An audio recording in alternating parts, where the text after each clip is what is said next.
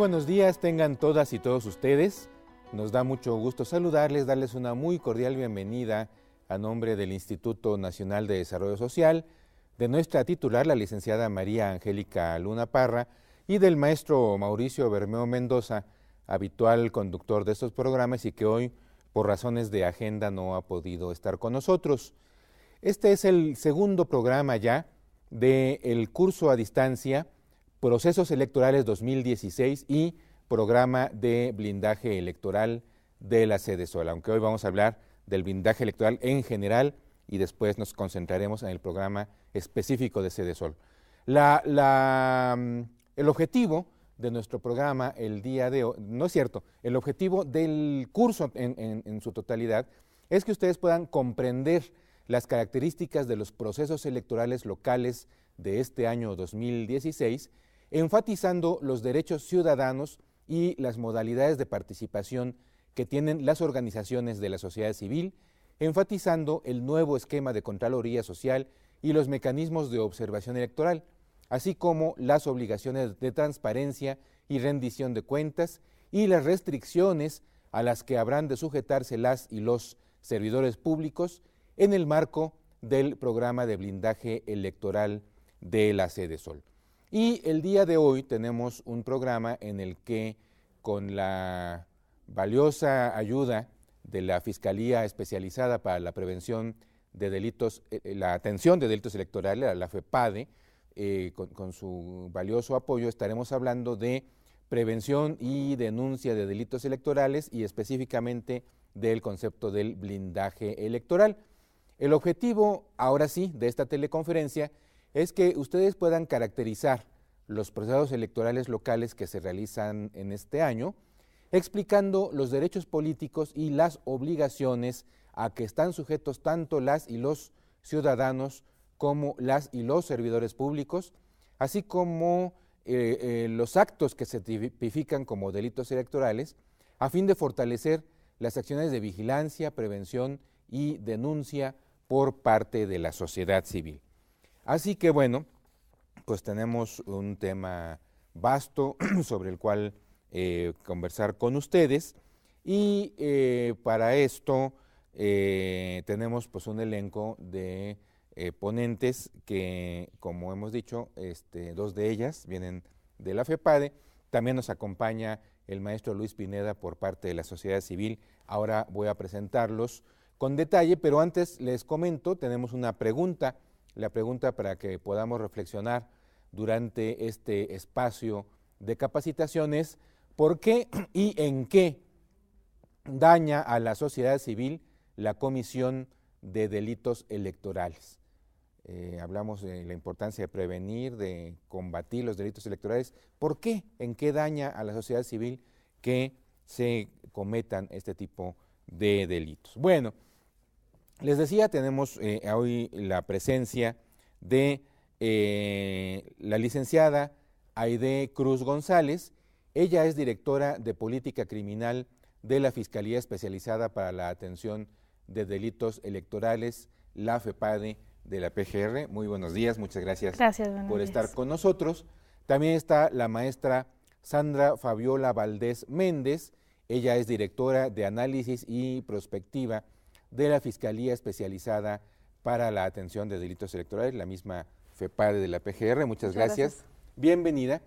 Y el maestro Luis Pineda, quien es coordinador del programa Incidencia Política en el Desarrollo Local de DECA Equipo Pueblo AC, que, como ya nos comentará, es la organización y él en lo personal tienen una vasta experiencia en el trabajo de observación electoral y participación de la sociedad civil en los procesos electorales, de tal manera que estaremos platicando con él sobre esta experiencia.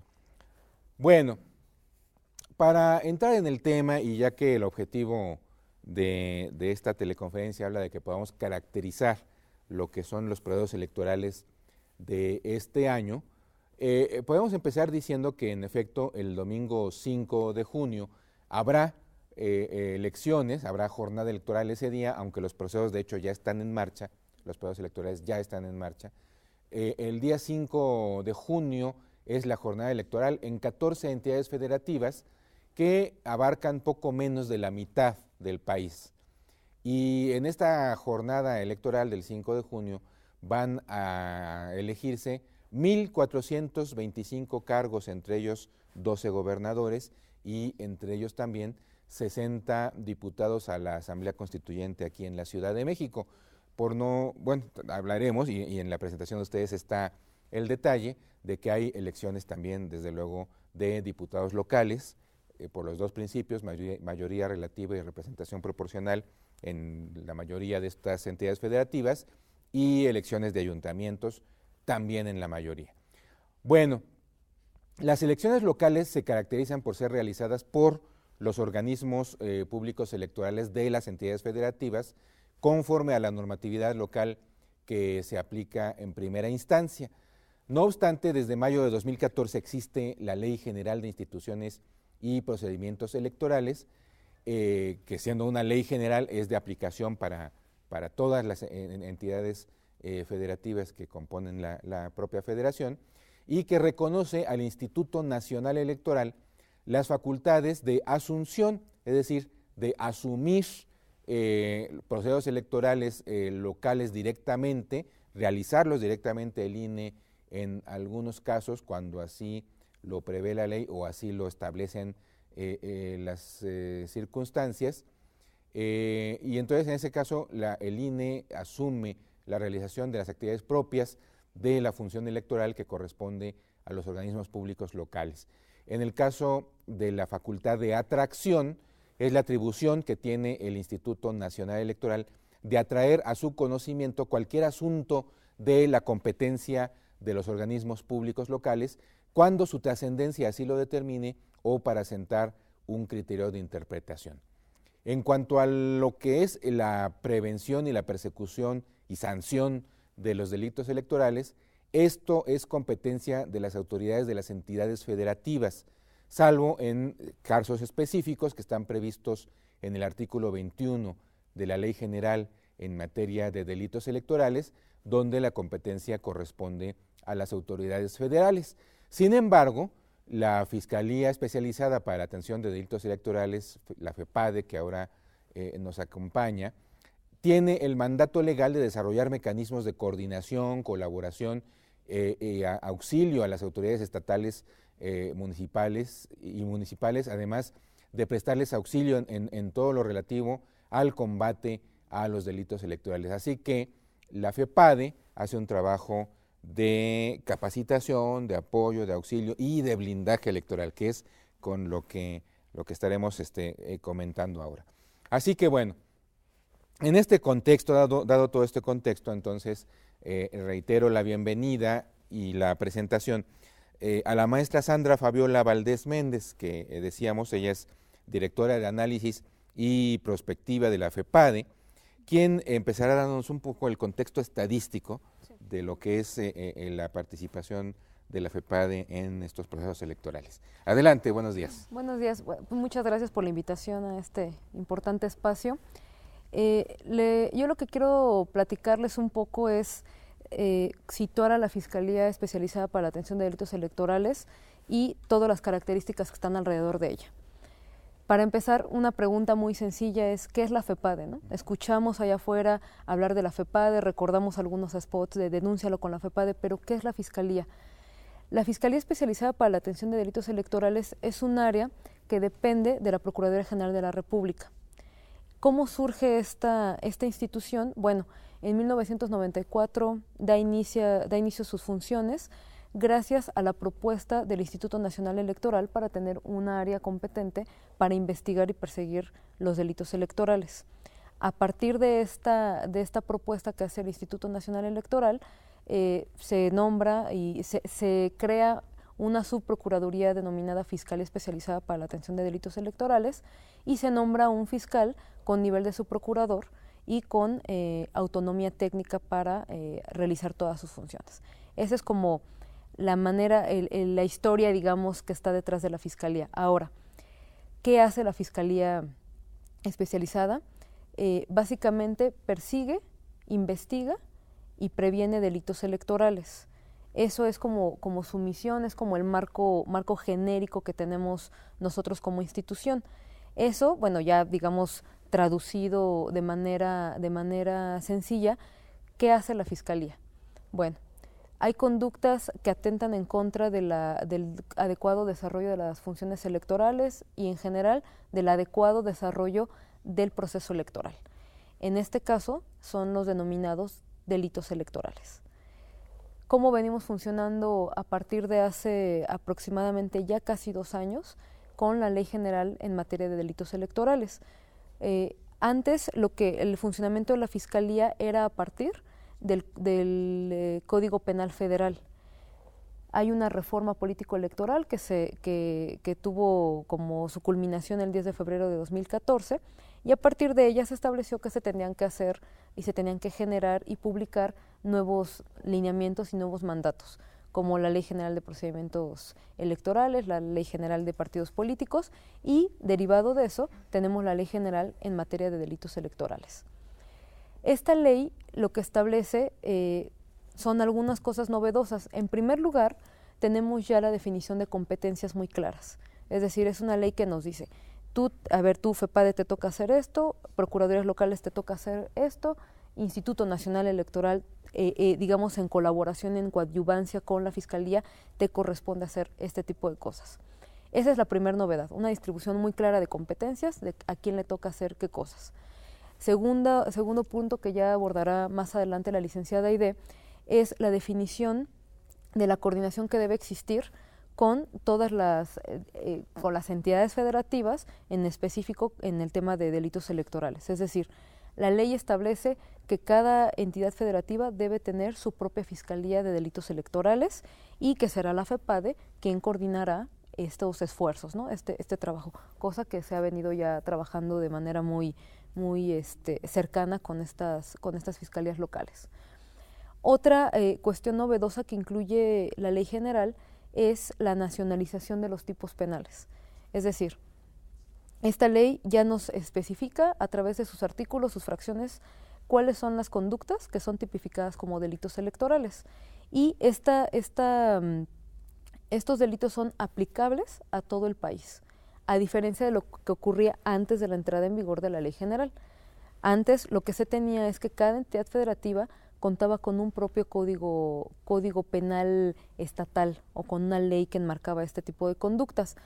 ¿Qué nos traía esto? ¿Qué tenía como resultado? Bueno, que en algún estado este delito era tipificado como delito electoral y en algún otro estado esa conducta no lo era. Entonces teníamos ahí un problema pues como de homogeneidad. A partir de la entrada en vigor de la ley, esto ya puede ser un poco más sencillo, ya los delitos electorales son nacionales. O sea, los únicos que existen son los que están tipificados en la Ley General en materia de delitos electorales, que está a punto de cumplir 2 años de haberse publicado, ¿no? Y ya de haber entrado en vigor. Ahora bien, ¿qué son los delitos electorales? Ahí tenemos yo creo que una gran oportunidad de hacer público, de difundir este tipo de temas, porque la sociedad me da la impresión hay un gran desconocimiento sobre cuáles son los delitos electorales, en qué etapa del proceso se pueden cometer y si nosotros observamos algún tipo de conductas de esta naturaleza, ¿dónde los podemos denunciar? Bueno, un delito electoral en una digamos, definición muy llana, pues son todas esas conductas que se enmarcan en la Ley General en materia de delitos electorales. Para ser un poco más claros, los delitos electorales son aquellas conductas que atentan contra con el correcto funcionamiento o con el correcto proceso electoral. Es decir, aquellos que van en contra o que atentan en contra de el voto, de las funciones electorales y en general de la democracia, ¿no? Que es un concepto mucho más amplio y un poco más intangible, el tema de la democracia. Ahora, para ir, digamos, aterrizando este tema de los delitos electorales, ¿cuáles son los delitos electorales más comunes? ¿O qué ejemplos podríamos dar de delitos electorales? Les voy a contar algunos muy sencillos y que yo creo que son primero los más comunes y los que podrían ir mucho más en contra de una persona. El primero y el más común que tenemos en la Fiscalía, que es alrededor del 60% de las averiguaciones previas que tenemos iniciadas, es el delito por la alteración del Registro Federal de Electores. ¿Qué es el Registro Federal de Electores? Pues básicamente es una gran base de datos que tiene el Instituto Nacional Electoral de las personas que van y hacen su trámite para obtener una credencial de elector. Esta alteración se puede dar a través de dos vías muy sencillas. Una, el tema que tiene que ver con identidad, que ahorita les voy a explicar con más detalle, y el otro que tiene que ver con algo que le hemos denominado domicilio irregular o turismo electoral. El primero, que tiene que ver con identidad, es: yo soy Fabiola Valdés, voy y tramito mi credencial de elector, la obtengo. Después de un tiempo voy otra vez al módulo del instituto y le digo: oye, necesito una credencial porque la perdí, me la robaron, lo que sea. ¿Cómo te llamas? Ah, pues me llamo Juana Pérez. ¿Eso qué está haciendo? Que yo altero el padrón electoral y los listados nominales. ¿Por qué? Porque primero dije que me llamaba de una forma y después digo que me llamo de otra. ¿Qué hace el instituto? Bueno, a través de unos sistemas de identificación detecta estas inconsistencias. Dice, a ver, a través de rasgos fisionómicos y a través de huellas dactilares. Dice, a ver, tengo aquí que esta persona tiene la misma cara con un nombre distinto o las mismas huellas dactilares con la misma identidad. Eso, una vez que el Instituto Nacional lo detecta, nos hace llegar la denuncia y en este caso se abre la averiguación previa. Este es por alteración del Registro Federal de Electores por la vía de identidad. Y ese es un delito que persigue la FEPADE, no las fiscalías locales. Ese es un delito que persigue la FEPADE porque la credencial de elector es considerado un material electoral del Instituto Nacional Electoral, que es a nivel federal. Ese es un tema importante, que bueno que lo toca, porque la Fiscalía tiene competencia en elecciones donde el Instituto Nacional Electoral participa como organizador, como bien ya lo comentó, y en aquellos casos donde estemos hablando de recursos públicos o servidores públicos o programas públicos a nivel federal. Eso es un tema importante, porque muchas veces podríamos decir, bueno, ¿y la FEPADE por qué está incluida en estos procesos que son locales? Bueno, la FEPADE hace una suerte de acompañamiento con todas las autoridades locales y además está atenta de aquellas conductas que podrían incluir temas federales. Bueno, la otra vía para alterar el Registro Federal de Electores es algo que hemos estado viendo ya desafortunadamente de manera muy común, que es el domicilio irregular. Es decir, un grupo de personas, generalmente numeroso, va de un estado a otro a empadronarse. Es decir, yo vivo en la Ciudad de México y ahora me muevo al Estado de México, cambio mi domicilio allá, a pesar de que no vivo allá, sigo viviendo en la Ciudad de México. ¿Cuál es este objetivo? Hay algunas hipótesis que tenemos analizando, que el objetivo final sería que pues obviamente todas estas personas movilizadas hacia otros estados, al final voten por el candidato o por el partido político o por la persona a la que les diga el que los está movilizando. Este es un tema muy, muy grave en el delito electoral, primero porque evidentemente tenemos un alto número de averiguaciones previas iniciadas por esta razón, y la otra parte, y lo que es más grave, es que hemos encontrado que muchas de estas personas movilizadas son personas en condiciones de vulnerabilidad.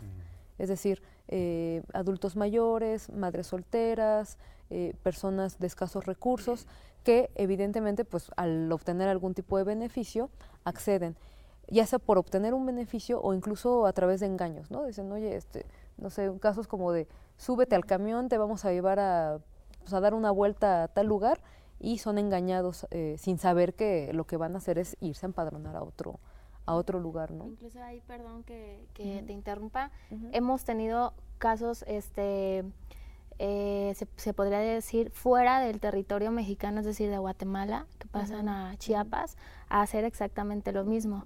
Es lo que hemos también denominado en nuestro lenguaje como turismo electoral. En el mismo caso, empadronarse, por decir, en el estado de Chiapas, y con la finalidad de votar en diversas elecciones, no quiere decir que sea en ese estado, ¿no? Es decir, pasan ciudadanos centroamericanos. Exactamente, y se distribuyen por todo el territorio mexicano con esa finalidad. Que entonces eso también implica una falsificación de documentos, porque Pues para empadronarse hay que presentar acta de nacimiento, en fin, ¿no? Así es. ¿Y ahí a quién se persigue? ¿A estas personas o a quien está organizando ese movimiento? Qué bueno que toca ese punto, es algo muy interesante. El Código Penal Federal establecía que la persecución era a la persona que iba y hacía el movimiento. Es decir, a una persona de una condición económica desfavorable, a un adulto mayor. A partir de la publicación de la Ley General en materia de delitos electorales, esto cambia. Y lo que se hace es meter una pena incluso mayor a los instigadores. Eso es un avance a consideración de la propia Fiscalía bastante bueno, porque ya no estamos, nuestro objetivo no es criminalizar la pobreza, y esa es una línea muy clara que ha mantenido el doctor Santiago Nieto, el fiscal actual, sobre no criminalización de la pobreza. Entonces, ¿qué hace con este cambio de ley? Lo que nos permite pues es ir sobre los instigadores, no sobre las personas que están yendo a empadronarse, ¿no? Que son manipuladas. Que son manipuladas, económica, socialmente, es algo muy lamentable. Bueno, este es digamos, el grueso de los casos que tenemos en la Fiscalía. Hay otros delitos electorales que también son comunes, que también son lacerantes, que es la compra y la coacción del voto, digamos, las amenazas que se infunden al electorado para no votar o votar a favor de alguien en específico, la retención de credenciales para votar, para que no se haga el efectivo uso de nuestra voz a través del voto, el acarreo de votantes, ¿no? el traslado de personas de un lugar a otro con el fin de que vayan y voten por algún partido en específico. Todas estas conductas que comúnmente vemos el día de la jornada y días antes de que la gente tenga que ir a emitir su voto. Uno de los temas también muy relevantes que hemos encontrado a partir de 2015, que también es muy lamentable, es el tema de violencia política. Durante 2012 se revisaron y se tuvieron muy pocos casos de violencia política, entendida como aquellos casos donde se obstaculizan las funciones electorales, aquellos casos donde las personas son violentadas para que no acudan a votar y demás. En 2015 detectamos al menos 127 casos de violencia política, casos como quema de casillas, secuestro, digamos, de algunos funcionarios electorales o impedimento para que salgan o entren de sus oficinas, el robo de paquetes, el robo de urnas, este tipo de casos que realmente son lamentables, ¿no? Y que en 2012 o en años atrás en algunos otros procesos electorales no se había visto. Teniendo en cuenta que el proceso 2015 fue un proceso muy complejo, que afortunadamente tuvo un buen final, donde se llevó a cabo el proceso electoral en la mayoría de los lugares, ¿no? Entonces, bueno, estos son algunos ejemplos de delitos electorales, y quisiera yo centrarme ahora en un delito electoral muy particular que tiene que ver con el tema que estamos tratando en este momento relacionado con Sedesol y con Indesol, que es el condicionamiento de programas públicos. La Fiscalía ha hecho un diagnóstico sobre este tipo de casos y ha encontrado que efectivamente son casos muy relevantes y, por ejemplo, les quisiera dar el dato. Tenemos iniciadas alrededor de 627 averiguaciones previas relacionadas con algún caso de Sedesol y aproximadamente 800 actas circunstanciadas, es decir, en un total suman alrededor de 1.400 expedientes los que se han iniciado con casos relacionados con Sedesol. Ahora, ¿cuáles son estos casos, no? Porque puede tener muchísimas variantes. El principal es el condicionamiento de programas públicos, en específico el condicionamiento de programas sociales, que son, pues digamos, los espacios donde se puede, digamos, corromper un poco el proceso electoral. El condicionamiento de programas públicos, la intervención de servidores públicos también para este tipo de actos, el hecho de que funcionarios públicos obliguen a sus subordinados a votar por algunos funcionarios. Si no mal recuerdo, son los tres comportamientos más graves y más comunes en este tipo de asuntos relacionados con Sedesol. Ahora, ¿cuál es el tema relevante ahí? A ver, hicimos un diagnóstico, vimos que hay muchos casos. a través de los sistemas de atención ciudadana se están recibiendo también constantemente llamadas sobre el condicionamiento de programas hacia vocales, hacia personas que están dentro de los programas sociales, ya sea para que puedan entrar a un programa social o con la amenaza de que van a salir de él si no votan o si votan por algún partido político en específico. Al ver la Fiscalía este tipo de cosas, se robusteció el tema de blindaje electoral y en coordinación con la Secretaría de Desarrollo Social se ha establecido un programa bastante amplio, bastante robusto sobre cómo prevenir justamente que este tipo de conductas sigan apareciendo, sigan pues lacerando primero a la democracia y también las condiciones humanas de las personas, ¿no? Entonces, ese es como el contexto general de la Fiscalía. Nace en el 94 y ha continuado, acabamos de cumplir 21 años de existencia. De hecho, se firmó un convenio, ¿verdad?, con la Sede Sol. Eso es algo que va a tocar la licenciada Aide. Se tiene firmado un convenio con Sede Sol, se han instalado algunas mesas estatales para trabajar de la mano con ellos en una suerte de coordinación bastante clara sobre cómo combatir los delitos electorales. Muy bien. Entonces, ahorita la licenciada Aide Cruz nos va a profundizar sobre eso, pero antes, dos preguntas. Sí. ¿Qué diferencia hay entre casos donde está levantado un acta circunstanciada y casos donde ya estamos hablando de una averiguación previa? Un acta circunstanciada es un expediente que inicia cuando se dan alguna información y algunos datos para poder iniciar la investigación. Sin embargo, las actas circunstanciadas carecen de algún tipo de información sólida que nos permita iniciar una investigación como la averiguación previa, es decir, es como el paso previo. Eso es muy importante porque, y eso lo vamos a tocar en el tema de las denuncias, la Fiscalía requiere que cuando se presente una denuncia se dé un detalle mucho más grande de los hechos que se están presentando. Por ejemplo, si yo le digo, es que en la esquina, en la casa gris, hay una persona de chamarra negra que está repartiendo o que está dando dinero a cambio del voto, no hay una forma de que la Fiscalía pueda continuar con esa investigación porque no tiene los elementos.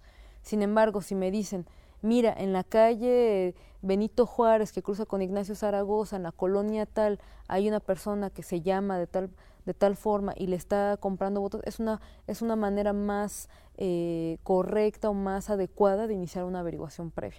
Entonces, en las actas circunstanciadas carecemos de elementos para iniciar una averiguación previa, que sí se inicia cuando los elementos son más sólidos.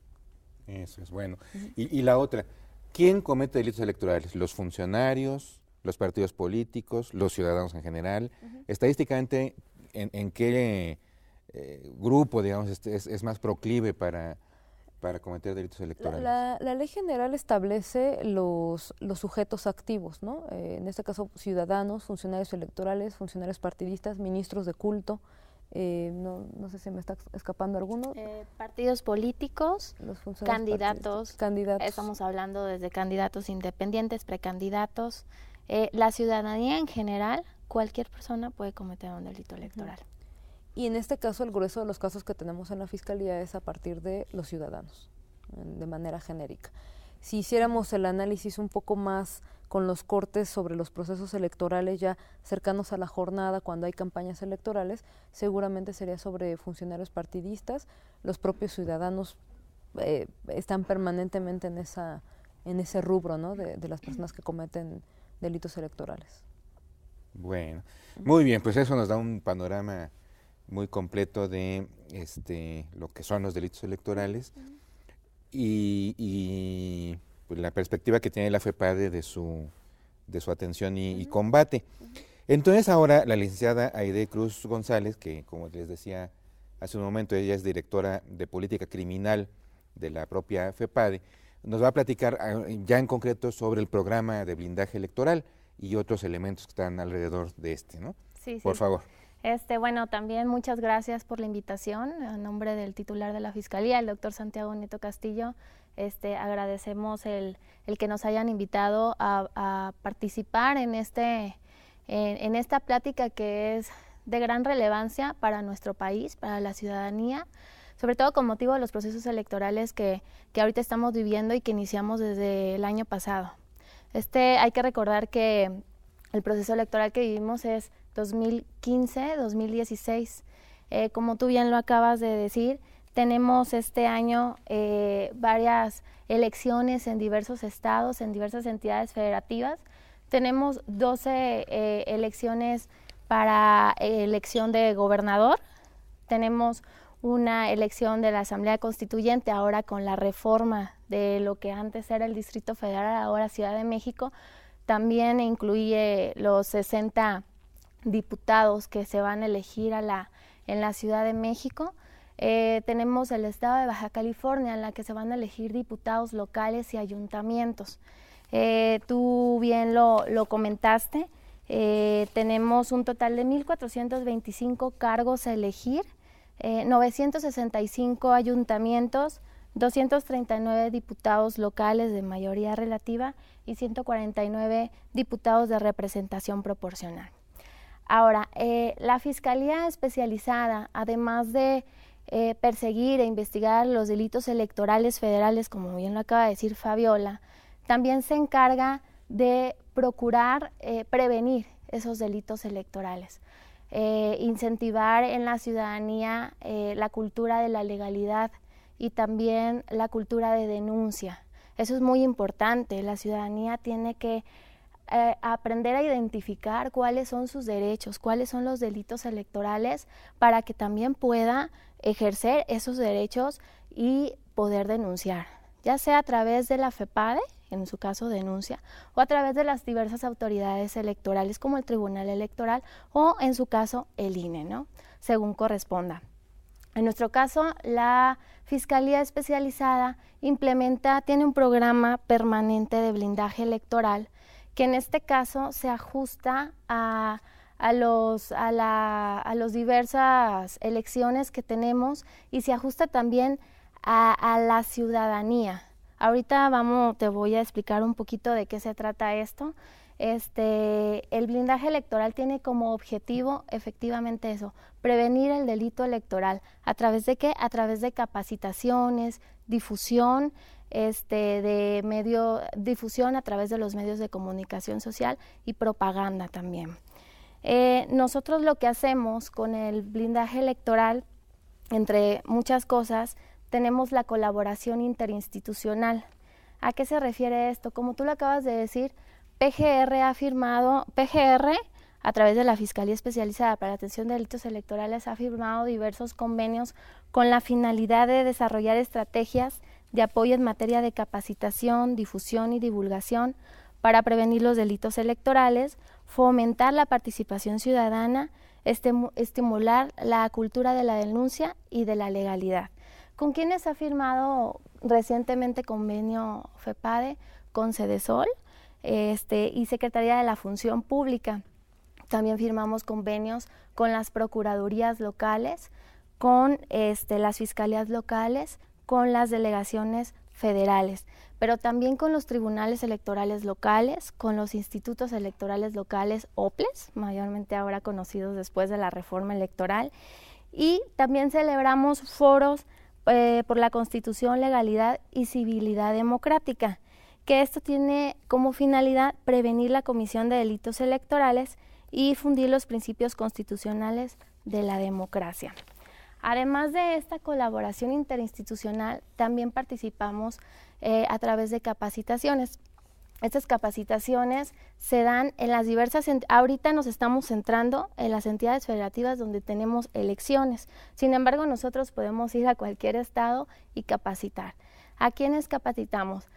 Nos centramos ahorita en servidores públicos. ¿Por qué? Porque son específicamente ellos los que están, según nuestras estadísticas de lo que hemos sacado, son las personas que más pudieran cometer delitos electorales. Se podría llamarse así como los más vulnerables para cometer delitos electorales. Pero también capacitamos a partidos políticos, nos vamos a las universidades con los jóvenes, también capacitamos a pueblos indígenas,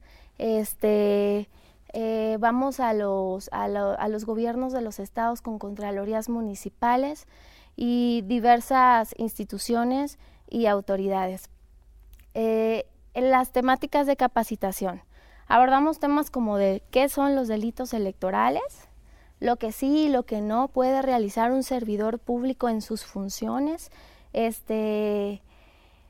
Hablamos también de la cultura de la legalidad y de la denuncia.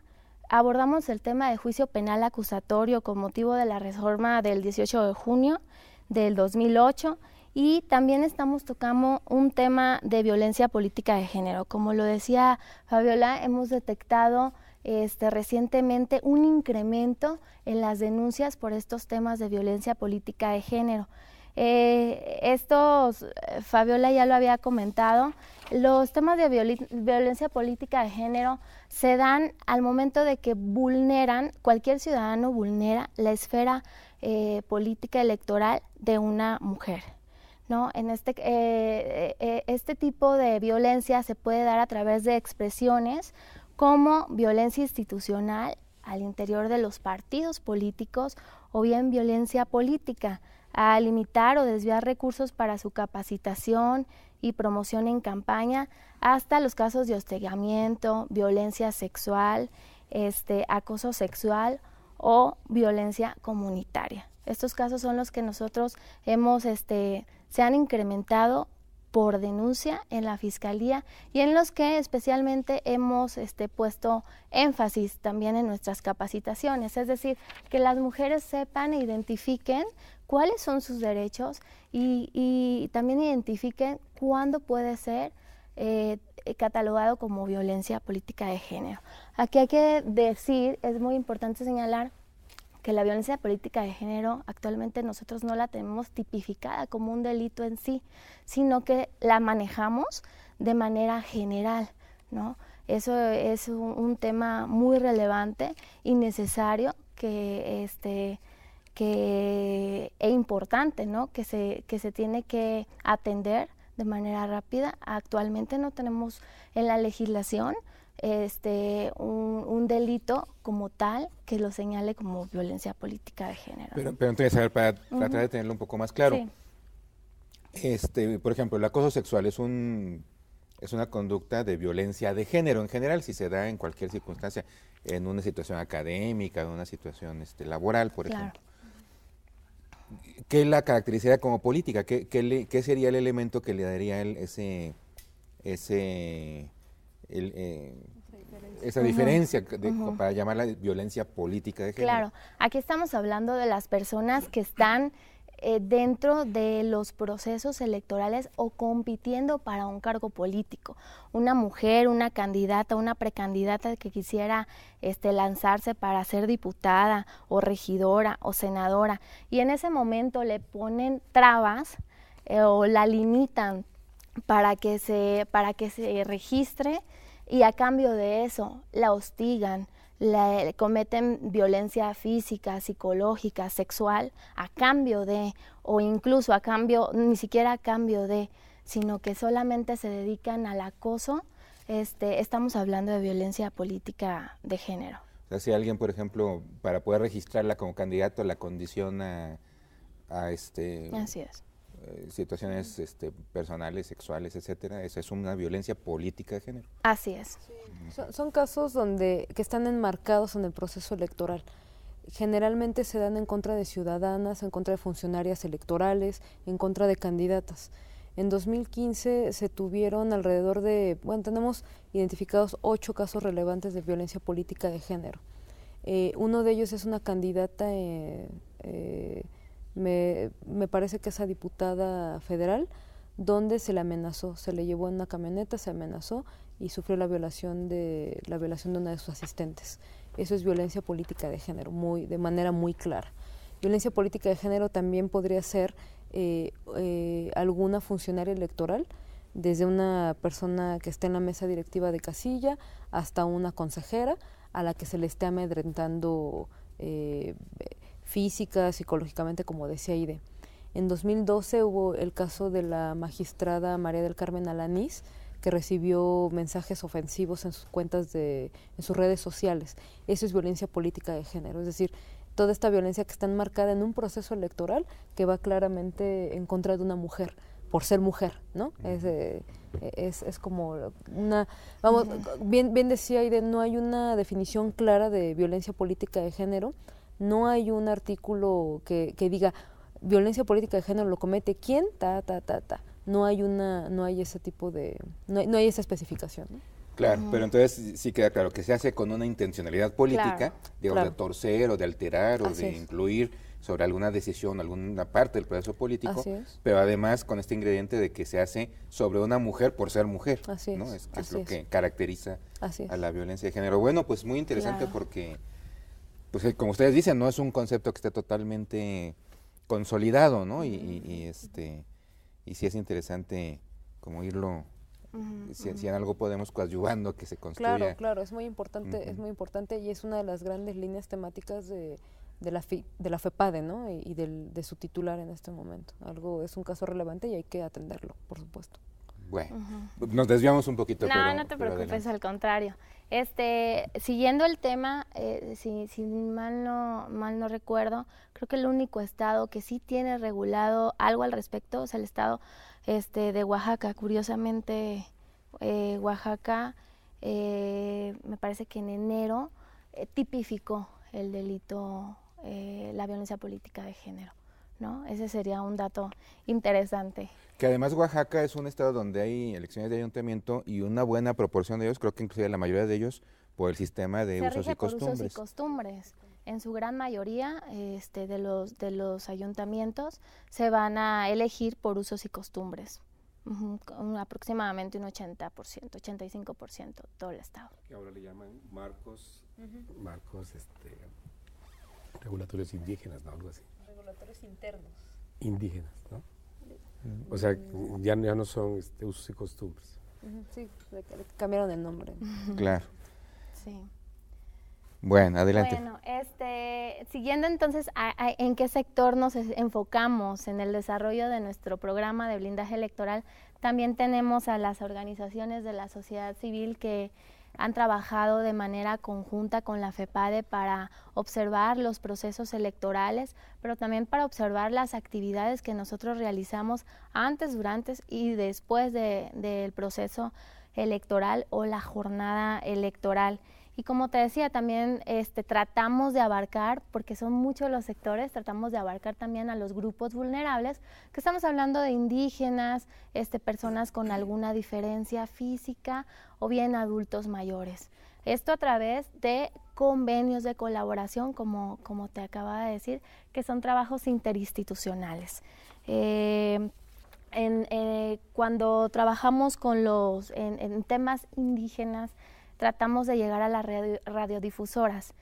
De esta forma nosotros capacitamos a las personas encargadas de las radiodifusoras para que estas personas a su vez nos den voz a la Fiscalía y transmitan el mensaje a las comunidades indígenas. También capacitamos a ministerios públicos y a los policías federales ahora con motivo de la reforma penal. Es muy importante que tanto ministerios públicos como policías estén involucrados en estos temas, sepan los cambios y sepan la manera de cómo proceder ante una denuncia, ¿no? Muchas veces el policía es el primero que recibe la noticia antes que un ministerio público de FEPADE, entonces también se le capacita de cómo atenderla después de que nosotros pudiéramos llegar al lugar de los hechos si fuera el caso. También se capacita a los beneficiarios de programas sociales, como lo decía Fabiola, es un sector muy vulnerable, precisamente a veces por la situación económica en la que viven las personas. Es más factible que estas personas puedan incurrir en cometer delitos electorales también por desconocimiento de la ley. Entonces, a través de los convenios de capacitación, de colaboración, en este caso con Cedesol, lo que estamos haciendo es ir a las entidades federativas y Cedesol capacita por su lado, nosotros, FEPADE, capacita por nuestro lado a beneficiarios de programas sociales y a servidores públicos. Nos estamos tratando de abarcar en la mayoría de lo posible a la mayor cantidad de personas para que conozcan y se prevengan los delitos electorales.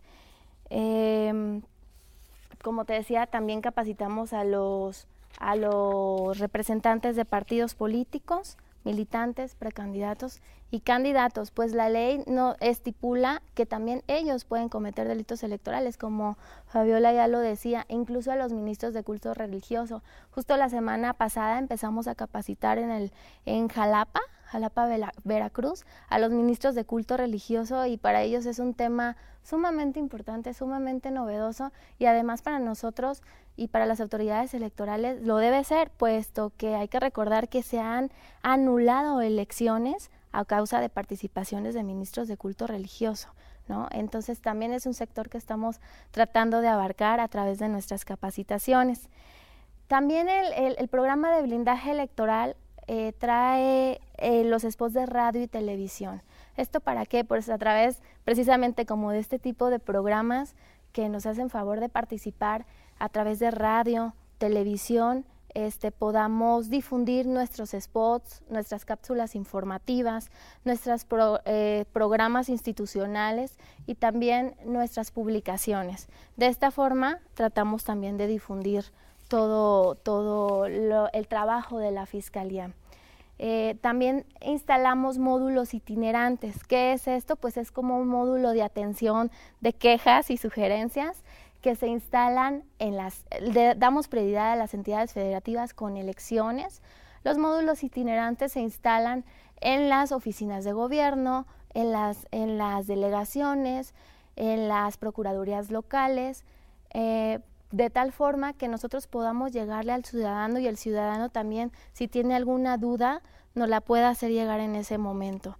Distribuimos entonces material de publicaciones en donde vienen leyes y vienen de manera hasta animada la manera en que tú puedes conocer los delitos electorales, ¿no? Un dato para que la ciudadanía lo conozca: tenemos como entre las publicaciones que manejamos la separata, que para este año le hemos llamado y le hemos cambiado tal cual, lleva el nombre de la Ley General en materia de delitos electorales. Tenemos manuales ciudadanos, manuales para funcionarios de casilla y manuales para servidores públicos, ¿no? Ahora sí que cada manual en su contenido para diferente tipo de persona. Y finalmente el programa de blindaje electoral también presenta un despliegue ministerial. El despliegue ministerial no es más que, como su nombre lo dice, el traslado de personas del Ministerio Público, pero no solo de ministerios públicos, sino de personal administrativo a las entidades federativas con elecciones electorales. ¿Para qué? Para que estén al pendiente de las denuncias que se presenten antes, durante y después. A manera de ejemplo, te puedo decir que este domingo tenemos 2 elecciones extraordinarias. Una es la elección de Chiautla, Estado de México, y la otra es Centro de Tabasco. Ambas se anularon por parte del Tribunal Electoral del Poder Judicial de la Federación y llevamos ya un par de semanas trasladándonos personal del Ministerio Público y Administrativo a estas entidades federativas con ese objetivo, ¿no? Con el objetivo de atender a la ciudadanía, atender las denuncias de manera presencial, y en el momento, si fuera el caso que sucediera algún delito electoral, que el Ministerio Público pudiera trasladarse y en ese momento levantar la denuncia.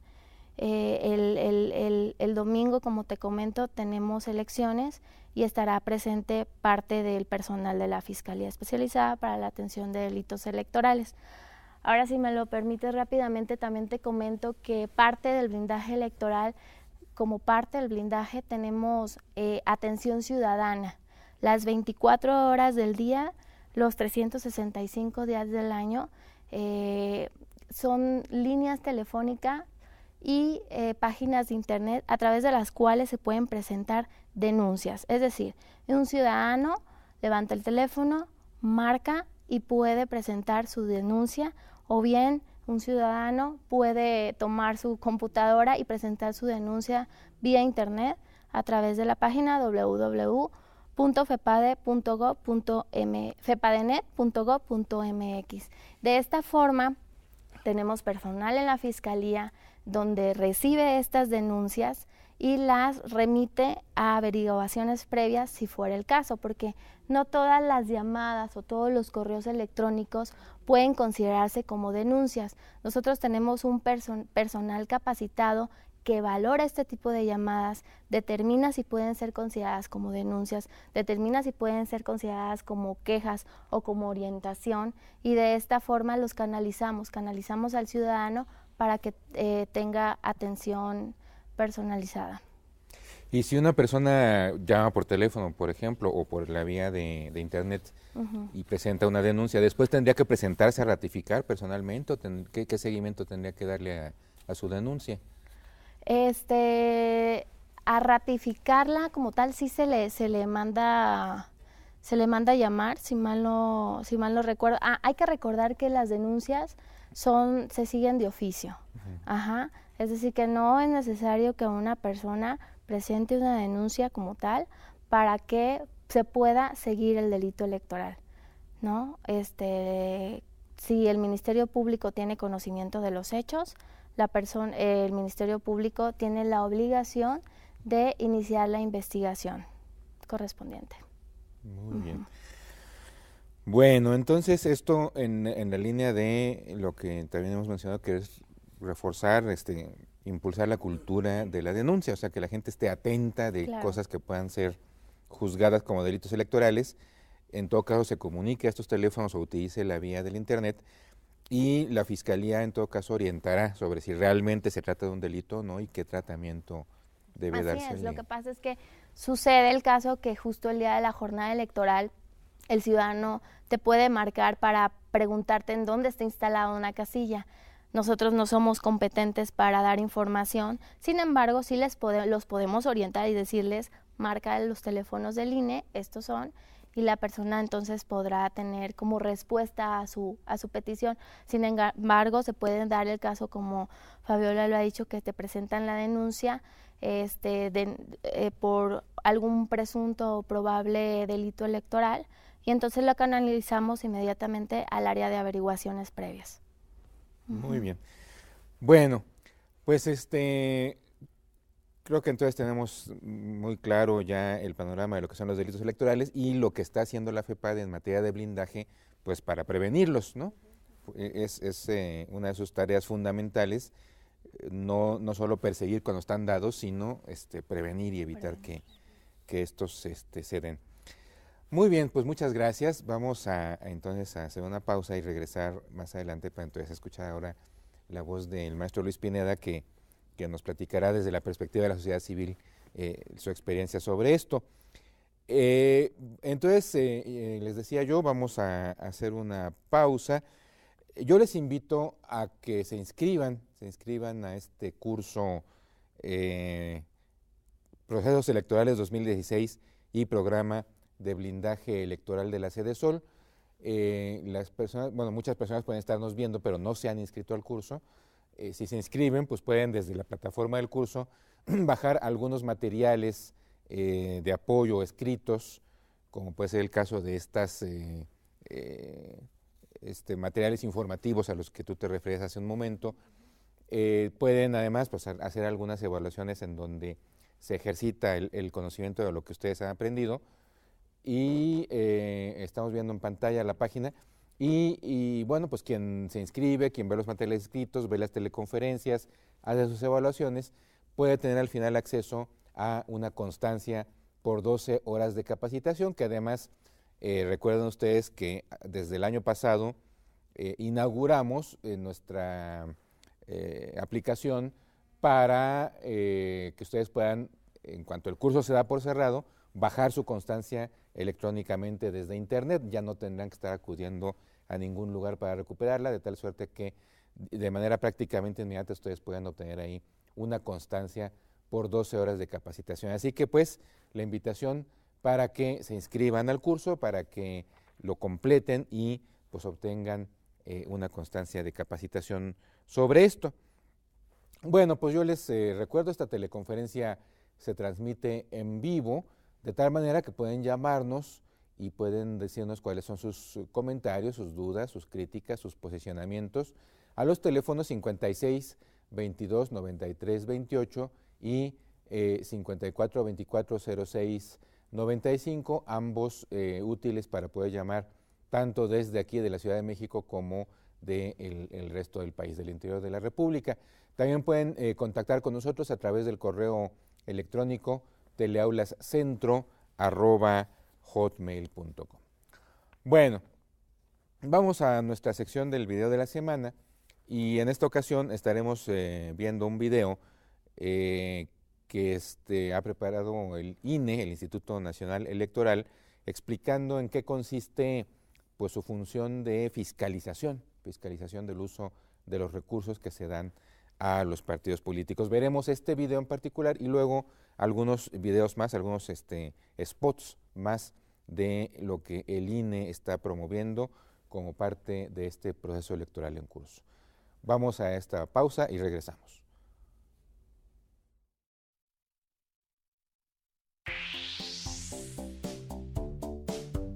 ¿Qué es la fiscalización electoral? Los partidos políticos y candidatos independientes deben informar al INE de manera clara y transparente cuánto dinero gastan, en qué lo hacen y de dónde provienen tales recursos.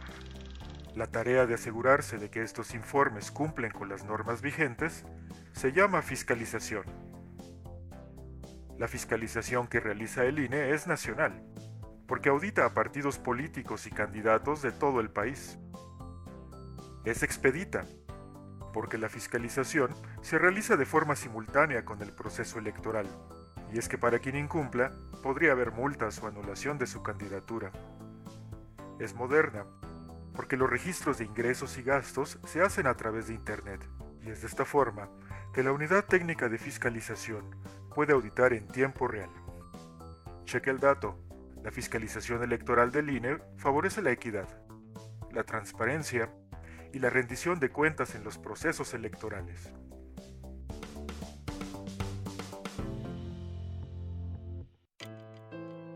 Nuestra ciudad tiene siglos de historia. Ahora con la reforma de la Ciudad de México, por primera vez tendrá una constitución. Este es un momento histórico que requiere que toda la ciudadanía, los partidos políticos, así como todas las instituciones involucradas, asumamos la responsabilidad a la altura de la ciudad que queremos. Este 5 de junio, sal a votar.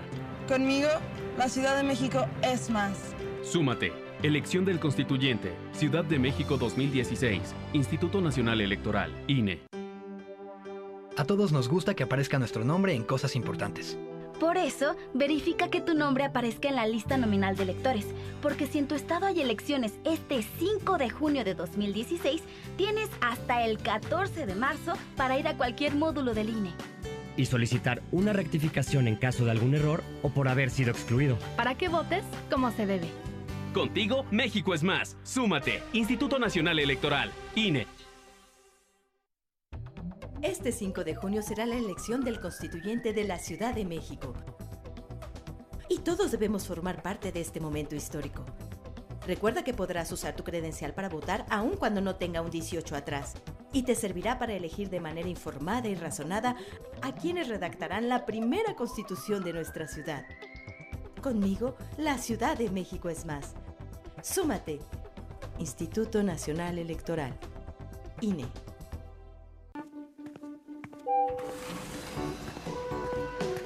Familiares o amigos que vivan fuera del país, avísales que ya no necesitan viajar a México para tramitar su credencial para votar desde el extranjero. Podrán hacerlo en algunos consulados a partir de febrero de 2016. Solo deben presentar el acta de nacimiento original, identificación con fotografía y comprobante de domicilio en el extranjero. Contigo, México es más. Súmate. Instituto Nacional Electoral, INE. Hay momentos que cambiarán el rumbo de la Ciudad de México, y este será uno de ellos. 15 de marzo de 2016, el día que María Hernández recogerá su INE para poder participar en las elecciones históricas que definirán a los responsables de escribir la primera Constitución de la Ciudad de México. Recuerda, este 15 de marzo es el último día para recoger tu credencial para votar y ser parte de la historia. Conmigo, la Ciudad de México es más. Súmate. Instituto Nacional Electoral, INE.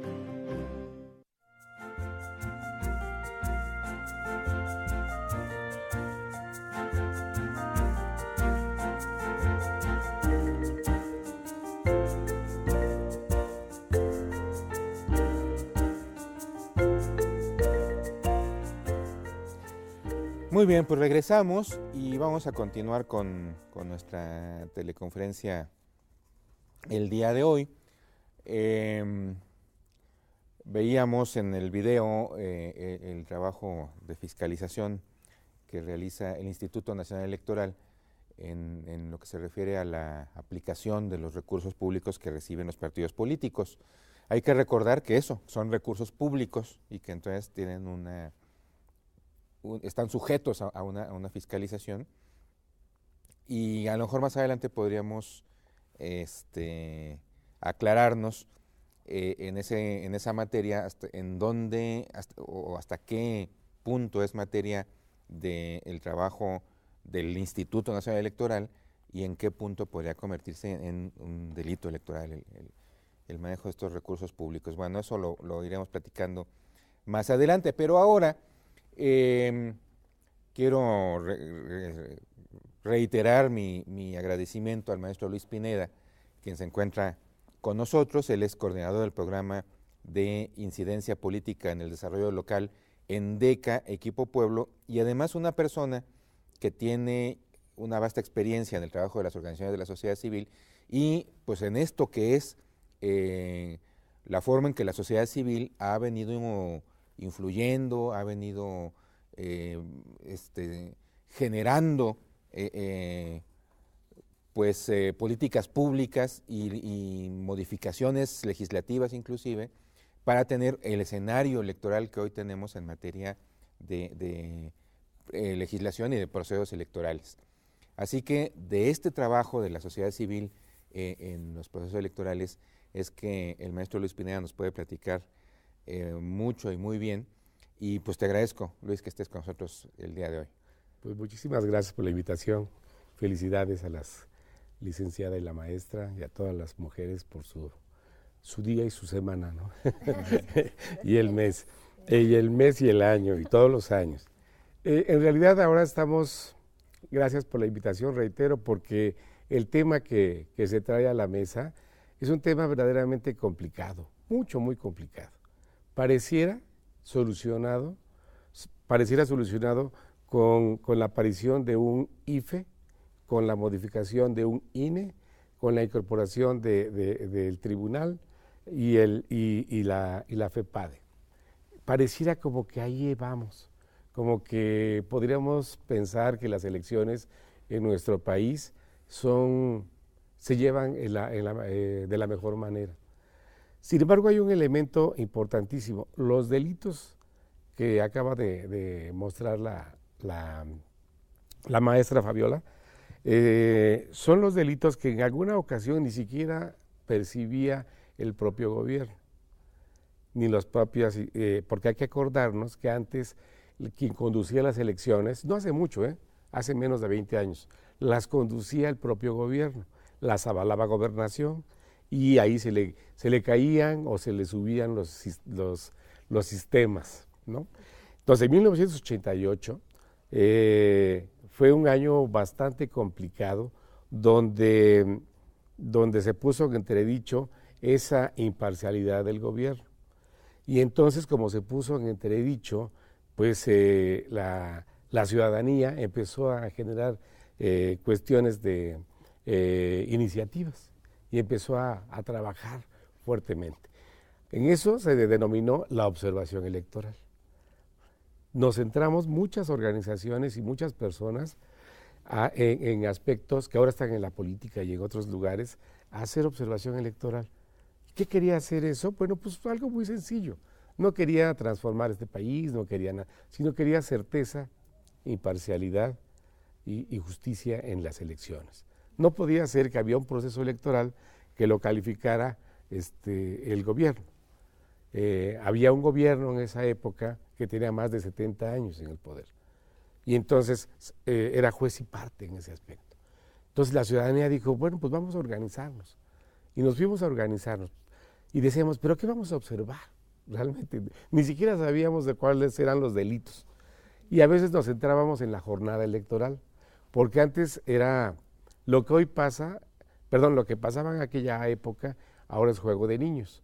Que alguien llegaba con una credencial doble o alguien amedrentaba o llegaba con la pistola o llegaba con las 5 credenciales y decía mi familia vota así. Eso es de ternurita ahora, ¿no? Porque ahora los delitos electorales están más sofisticados. De esto que dijo la licenciada, la maestra Fabiola, tremendo, de que se generan condiciones de violencia en ciertos lugares donde la gente no sale a votar y donde te aparecen 2 muertos o 3 antes o 2 días antes o una amenaza colectiva de que va a llegar un grupo y va a secuestrar todo el pueblo, con ese que llevaba sus dos credenciales y decía mi esposa y yo votamos por tal partido.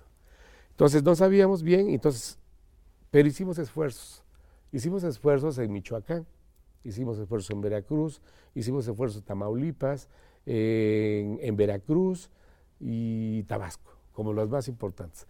Grupos de ciudadanos, de organizaciones de la sociedad civil, fuimos a hacer una labor que pretendía ser algo muy sencillo y ya lo tienen en la pantalla. Simple y llanamente dar cuenta del proceso electoral. ¿Cómo se llevaba a cabo en ese momento la jornada electoral? Con el paso de los años nos fuimos sofisticando también, porque decíamos, ¡ay, nos chamaquearon! Porque no veíamos nada. Y ahí los observadores, éramos ilegales todavía, éramos ilegales.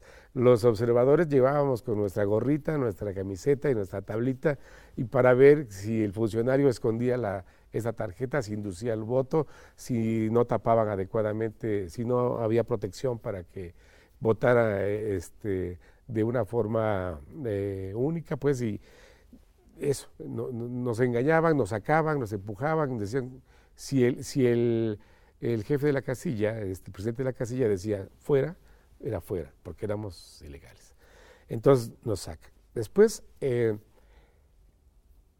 de este proceso tan fuerte del 88 y de estas iniciativas de participación ciudadana en estos estados, más unos grandes movimientos que se dieron a nivel país, como el movimiento por la democracia en San Luis Potosí, con el doctor Nava, la Ola por la Democracia en Chihuahua, el movimiento cívico en Yucatán y todo el movimiento de la Ciudad de México, fue que se empezó a gestar una gran ola y una gran demanda, y en esa gran demanda logramos, una parte de nuestra, la consideramos así, que se instalara el IFE independiente, el IFE plural, el IFE con recursos propios, sí, el ciudadano. Entonces decíamos, ese IFE que primero nació como con magistrados y después ya se hizo ciudadano, logramos que dentro de ese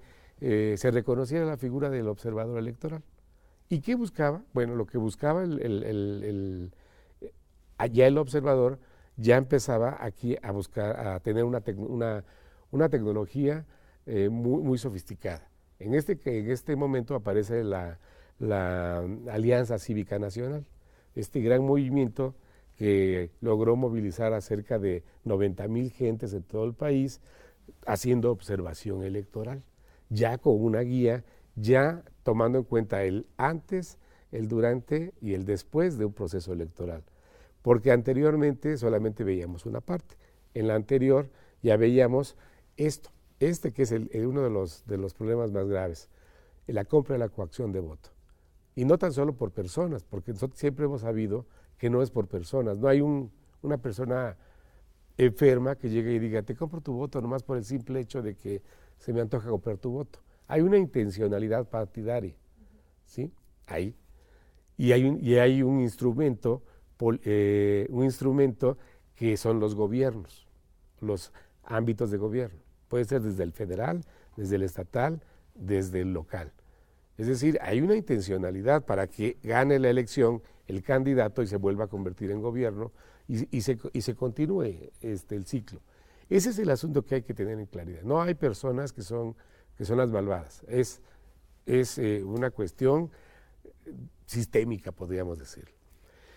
Entonces nosotros nos vamos precisamente a este asunto y vamos ubicando ahora que ya hay una gran fuerza política que es la Alianza Cívica y hay una institución ciudadana que da cierta certeza a la ciudadanía, que le creíamos mucho al IFE de Wandelberg, el IFE de los demás compañeros, Merino, el doctor Merino, y ya tenemos esas dos instituciones, pero falta un trabajo con la ciudadanía también. Entonces, a lo que nos dedicamos específicamente, muchas de las organizaciones, es a fomentar la participación ciudadana en el tema de la observación electoral.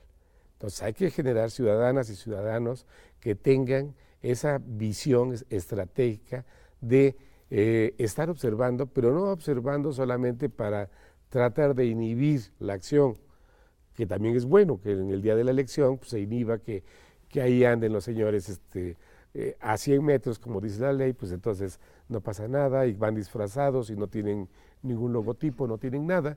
Entonces, lo que se hace es tratar de encontrar las causas más a fondo. En el 2006 y en el 2012 y ahora en el 2015, hemos hecho observación. Hemos hecho observación electoral, la hemos hecho en diversos estados de la República y las recurrentes son las mismas que acabas de nombrar, ¿no? O sea, es tremendo, más que cualquier otra cosa, el uso de los recursos públicos. Ese tema que es complicadísimo de comprobar, porque obviamente ningún presidente municipal, ni ningún, salvo algunos que son muy burdos, y que sale y que va y que entrega y que declara y que dice que yo me robé tantito y cosas de estas, ese no tiene ni problema, pues rápidamente la propia federación lo castiga, ¿no? Pero hay otros que contratan empresas, y hay empresas que se dedican a hacer este trabajo de traslado, de pago por que los dirigentes induzcan miedo o den cosas, ciertamente, es decir, a los beneficiarios del programa o derechohabientes, como dice nuestra titular, que es nuestra amiga de Indesol, le provocan miedo, se te va a quitar el programa. Y fíjate que ya nos dijeron que tú andas platicando con tal persona. Entonces ya está el miedo, ese operador ya está generando miedo. Entonces, a veces los tenemos detectados, pero pues tienen recursos, muchos recursos. Es otro problema que tiene la sociedad civil, no tiene un recurso destinado específicamente a hacer la observación. El Programa de Naciones Unidas para el Desarrollo, conjuntamente con el IFE, con el INE en este caso ya, ha permitido en muchos procesos hacer observación electoral y otorga un recurso para ese proceso, solamente que es para 2 o 3 meses y solamente. Ahora se está haciendo la propuesta de que podamos tener un recurso que permita hacer un seguimiento de varios años. Acuérdense, elecciones que fueron el año pasado, las que va a haber hoy y las que va a haber el que sigue y lógicamente la presidencial. O sea, tenemos 4 años de elecciones. Creo que son 9 elecciones las del año que viene, pues. Entonces, ahí tenemos, y la presidencial. Entonces tenemos un grave problema.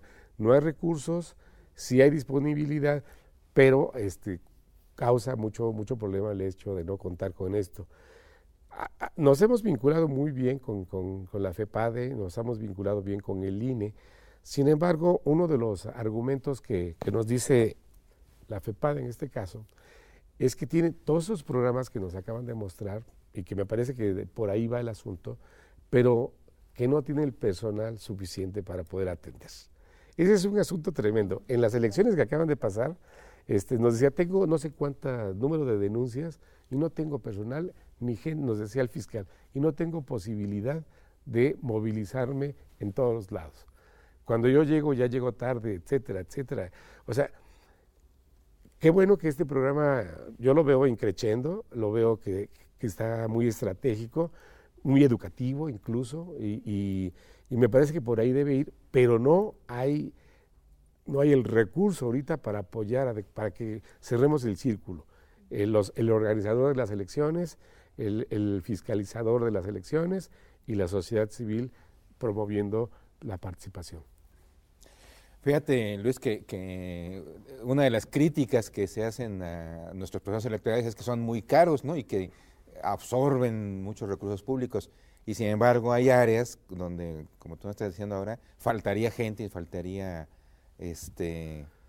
pues apoyos, recursos económicos para poder solventar.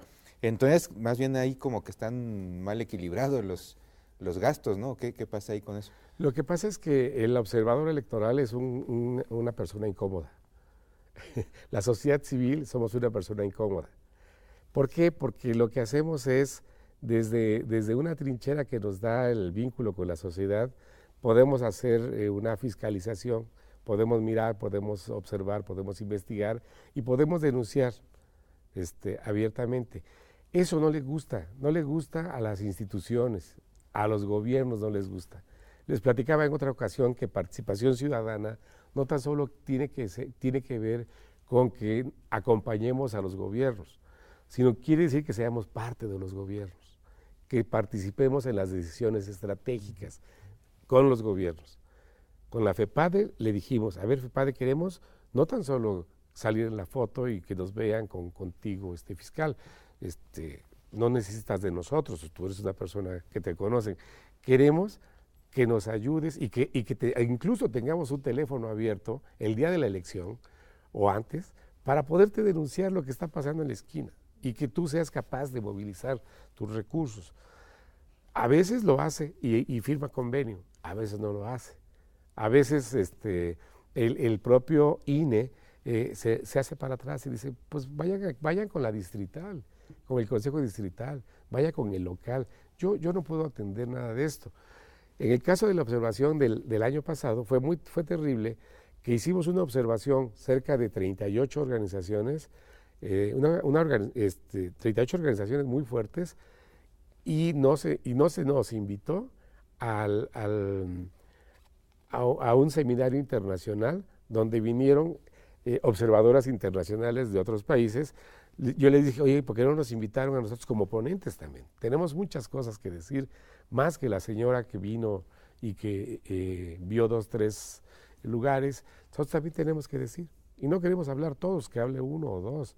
Es decir, el propio INE mete muchos recursos para una observación de 3 meses y no reconoce precisamente esto, ¿no? O sea, es decir, no reconoce la calidad de la observación.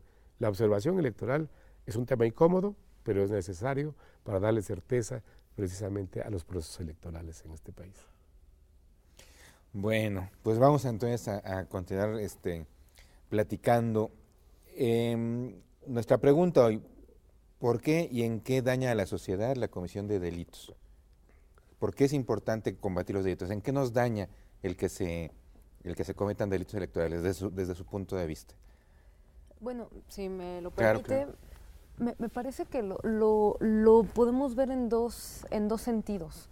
Primero, un tema, el daño a la democracia, que aunque no es un bien tangible, que no es así como mi vaso, mi taza, o el estudio, una cuestión de este tipo, es un daño directo al proceso electoral, a la democracia, entendida como esta vía de participación de la ciudadanía en la toma de decisiones públicas, ¿no? Si se cometen delitos electorales, van en contra de mi libre decisión del voto. Y eso en automático daña en conjunto el sentido democrático. Me parece que eso por un lado. Aterrizándolo más, hay un daño específicamente hacia la persona. Por eso quisimos hacer hincapié en estos temas de programas públicos, compra y coacción del voto, de domicilio irregular, porque va directamente afectando a un interés propio, tanto en mi persona como en mi patrimonio. Es decir, yo llego y te digo, si no votas por este partido, te voy a quitar el programa social en el que estás inscrito. Eso atenta evidentemente hacia el patrimonio, hacia los derechos que tiene una persona en condición de vulnerabilidad de acceder a un programa público. Si yo te digo, no, necesito que votes por este partido a cambio de que pavimente, te ponga el alumbrado público, etcétera, etcétera, va en contra de un interés personal que existe. Y no se diga en el caso de la violencia política. Por supuesto, si yo quiero salir a votar y veo que hay personas armadas impidiendo hacerlo, si hay una campaña negra o una campaña que va en contra del fomento al voto, por supuesto que atenta contra mi persona. Entonces, yo lo vería en esos dos sentidos. Primero, la afectación que tenemos como persona hacia nosotros mismos y hacia nuestro patrimonio, hacia nuestros derechos de acceder a ciertas cosas, como en el común, la afectación que hay a la democracia, ¿no? y al acceso que tenemos, a la voz que tenemos nosotros a través de nuestro voto. Sí, en realidad lo que afecta es el bienestar social. Esta palabra tan desgastada tiene que ver con el estar bien. O sea, la ciudadanía tiene que estar bien. Y estar bien significa básicamente tener acceso a todos los recursos del gobierno. Si alguien manipula la elección o trata de manipularla, pues, para que quede un tipo de gobierno X, y ese tipo de gobierno X no genera políticas públicas adecuadas, el bienestar, que es ese acceso libre y sencillo que debe tener la ciudadanía, que no tiene ni que formarse ni nada, sino que las carreteras tienen que fluir, la alimentación tiene que fluir, el trabajo básicamente tiene que estar. Si alguien manipuló la elección, el gobierno bienhechor o malhechor es el que determina la política social. Acuérdense ustedes cuando vimos política pública, la política pública no es más que el programa de trabajo que hace un gobierno. Y ese gobierno y esa política pública va dirigida a la ciudadanía. Entonces, si alguien manipula aquí el asunto, si alguien transgrede, está manipulando todo. Y a veces los ciudadanos nos damos cuenta y aceptamos una cajita con algo, una gorra, una mochilita, una tarjeta, y nos damos cuenta después cuando, hoy la inflación hoy amaneció al tal, subió el huevo, subió esto y esto y esto. ¿Por qué? Porque la persona que está gobernando, o las personas que están gobernando, no eran las más idóneas. Entonces, por algo tuvieron que manipular. Cuando algo es bueno, dicen, solito fluye. Entonces, por eso es que es muy importante que haya todos estos sistemas que impidan o traten de impedir las acciones criminales, porque son acciones criminales al final de cuentas. Decía por ahí un amigo, el crimen siempre va adelante, porque pues por más que se hagan previsiones, como lo decía la licenciada, estamos haciendo campañas de prevención, es muy complicado meterse en la mente del criminal, del que dice qué acción mala va a llevar a cabo. Entonces lo que tratan ahora en este caso la FEPADE me parece adecuado, a ver, denuncia. A lo mejor falta ahí los procedimientos, ¿no? Los procedimientos de que sea más sencillito. Ya sabemos que si alguien nos roban el carro en alguna parte del país, son como 8 horas de estar en el Ministerio Público, ¿no? Y con cara de criminal te ponen y tú eres la víctima, entonces pasa un poco lo mismo. Cuando hemos hecho denuncias electorales, de delitos electorales que se están llevando a cabo, es un procedimiento muy largo. Entonces todavía eso no le gusta a la gente tiene una gran desconfianza con el gobierno. Eso es histórico. Todo lo que huele a gobierno no quiere saberle. Hay muchos gobiernos que están trabajando ahora con la ciudadanía, se están tratando de ganar la confianza, de reducir esa gran brecha. Pero la mayoría dice, ¿es del gobierno? No, ahí muere, no quiero saber nada de ti. Oye, pero es para tu bienestar. Pues sí, pero ¿y qué me vas a pedir? Y cosas así. Hay mucha desconfianza. Con hechos se han logrado hacer cosas buenas en algunos gobiernos locales, en gobiernos estatales, y hay políticas nacionales también buenas, pero siempre hay una gran desconfianza. Y bueno, de hecho el programa pasado hablábamos de eso, de las acciones de transparencia, rendición de cuentas, gobierno abierto y demás, como para ir creando o restaurando esa confianza pública. En el caso de la FEPADE, su actividad, que nos parece a todos muy loable en el sentido preventivo, ¿hasta qué punto también ha sido eficaz ya en el sentido de castigar delitos? Porque un poco la percepción que queda es como de que no pasa nada, ¿no? Denuncio y no pasa gran cosa. ¿Qué tanto tendríamos en la estadística de la FEPADE personas realmente sancionadas por haber cometido delitos electorales? Mire, ese es un tema que me gustaría darle como el panorama completo. La Fiscalía tiene como facultad la investigación y la persecución de delitos electorales, es decir, se inicia una averiguación previa por una denuncia presentada, el Ministerio Público se encarga de investigar, de hacer las diligencias necesarias y prudentes para poder determinar si hay un delito o no. Si nuestros ministerios públicos determinan que hay un delito, se sigue un siguiente paso, que digamos, trasciende las actividades de la Fiscalía, es decir, ellos consignan, dicen, sí, efectivamente hay un delito, voy y le pido al juez que me libere una orden de aprehensión para que se capture, digamos, a la persona que haya cometido el delito y se sigue el proceso penal hasta el tema de la sentencia. Lo pongo en este plano porque son dos procesos diferentes. Iniciamos la investigación, se concluye la investigación con una conclusión, digamos, de consignación o de ejercicio de la acción penal, y eso se traslada al Poder Judicial, que es quien define si efectivamente hubo un delito electoral que perseguir. En términos estadísticos, por ejemplo, en 2015 tuvimos 1.560 averiguaciones previas determinadas. De estas, 961 fueron consignaciones, es decir, la Fiscalía tiene un nivel de efectividad del 60%. Es decir, del 60% de las cosas que se investigan se determinan como que hay un delito. Lo que sigue después de este proceso le corresponde al Poder Judicial, definir si se liberan órdenes de aprehensión. Es algo que entiendo la preocupación y esta postura de parece que no pasa nada, pero sí es un tema que tendríamos que verlo con una autoridad distinta a lo que hace aunque la hace la Fiscalía, que es una autoridad jurisdiccional. Ese es el asunto, ¿no? Con el tribunal. No es el tribunal, no, son los juzgados jueces, de distrito. Ese es un gran tema, además, porque nosotros no tenemos jueces electorales. Es decir, nuestros ministerios públicos llevan y consignan el expediente ante jueces que ven el fuero común y que ven cualquier tipo de delitos. Es decir, es un juez que puede revisar un tema de un robo de auto, un secuestro o un delito electoral. No están especializados nuestros jueces. Ese es un gran problema. Y ahí tenemos también una oportunidad, por así llamarlo, sobre el tema del litigio.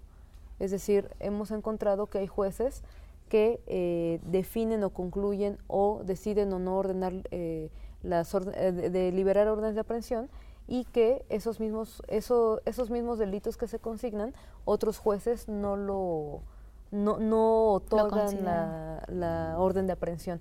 Ese es un gran problema. Si tuviéramos jueces especializados, probablemente tendremos un parámetro mucho más establecido, mucho más marcado de cómo presentar las consignaciones. Ese es un problema que tenemos, ¿no? Que nos puedan no otorgar las órdenes de aprehensión.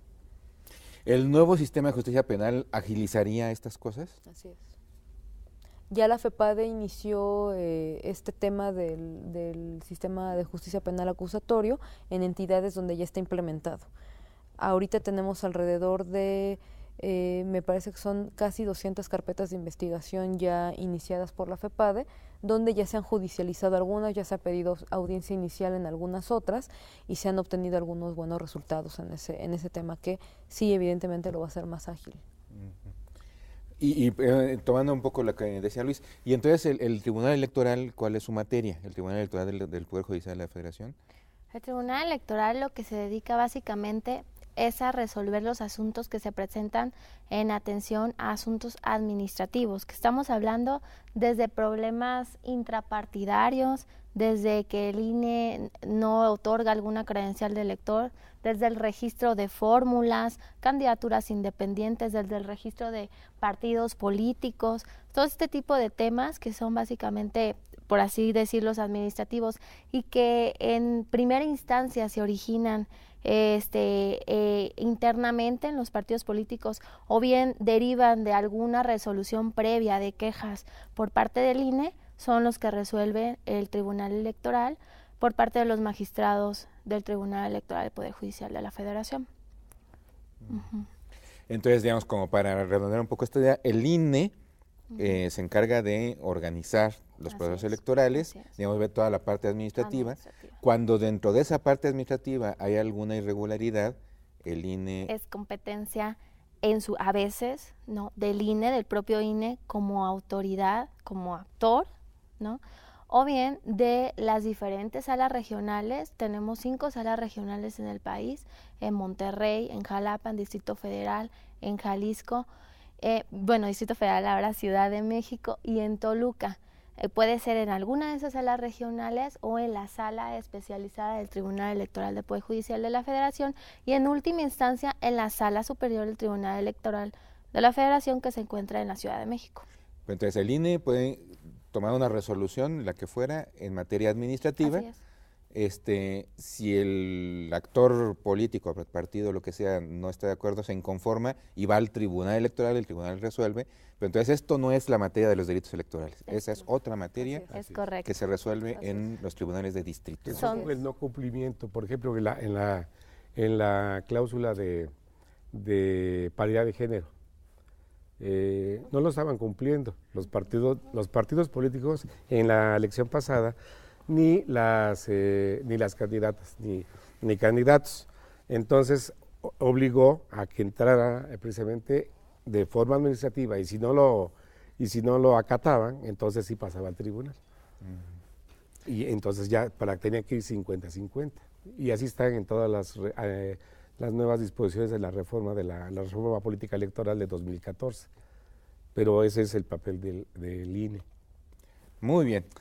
Bueno, pues muchas gracias a todos ustedes por completar este panorama.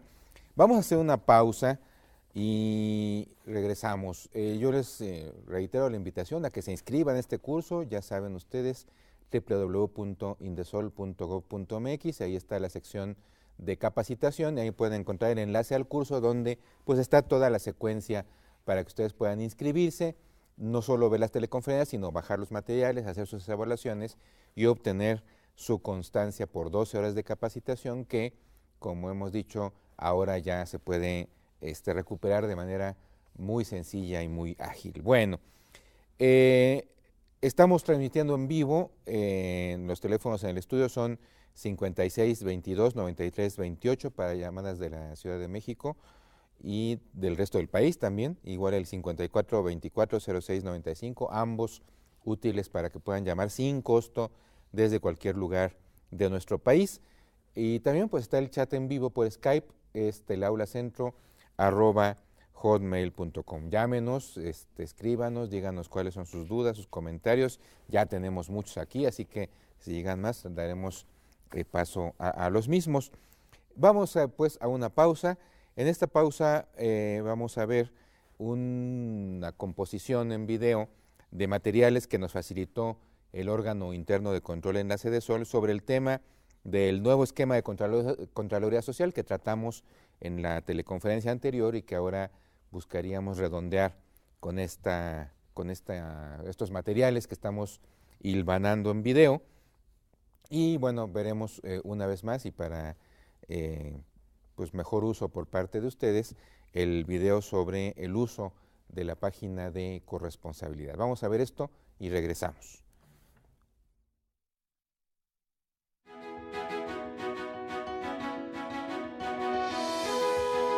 El Indesol administra el portal de Internet de las acciones de fomento de la Administración Pública Federal para las organizaciones de la sociedad civil. concebido como el sitio de información y consulta sobre las acciones de fomento que se llevan a cabo.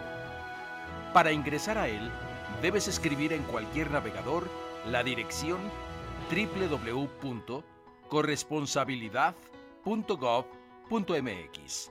En este portal encontrarás toda la información sistematizada y actualizada sobre las organizaciones inscritas en el Registro Federal de las Organizaciones de la Sociedad Civil, cuyo objeto de fomento corresponde a las actividades enunciadas en el artículo 5 de la misma Ley Federal de Fomento a las actividades realizadas por organizaciones de la sociedad civil, así como los apoyos y estímulos que otorgan las dependencias y entidades a las organizaciones con inscripción vigente. Para buscar una organización de la sociedad civil y saber cuáles son las acciones que realiza y sus datos para contactarla o vincularte con ella, debes entrar al menú Buscador de OSC. Ahí podrás localizar a la organización de tu interés con diferentes criterios de búsqueda, como por ejemplo, su nombre, acrónimo, o en los campos de búsqueda avanzada por su ubicación geográfica en México, su objeto social, su actividad, etc. También en este portal podrás obtener información veraz y oportuna de apoyos y o acciones de fomento que realiza la Administración Pública Federal en sus diversas dependencias.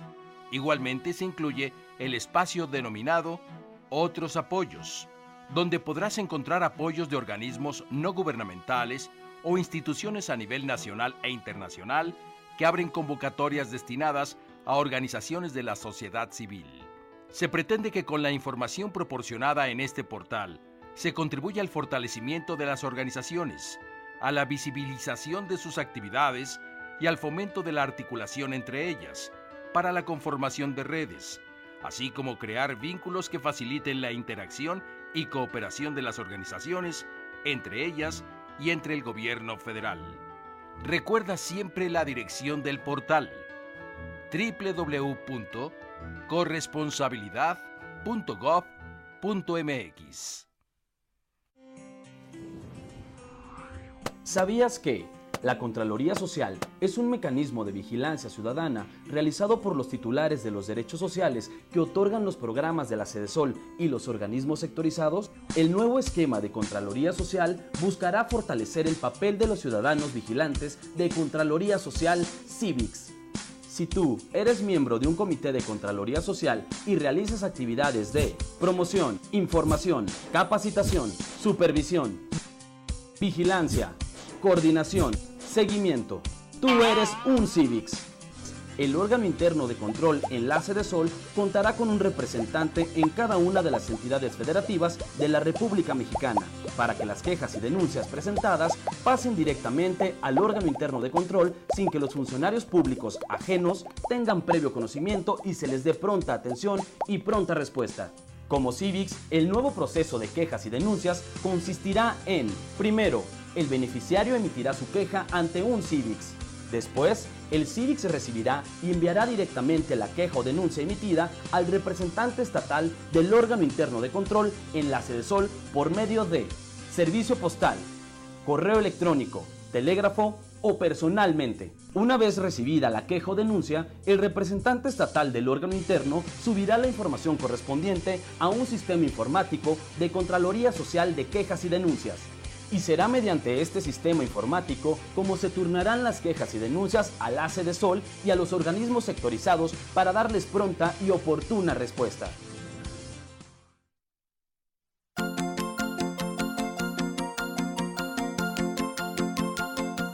El Centro Nacional de Prevención de Desastres, CENAPRED, a través de la Escuela Nacional de Protección Civil, convoca a la población interesada a participar en el curso a distancia Técnico Básico en Gestión Integral del Riesgo, Generación 2016.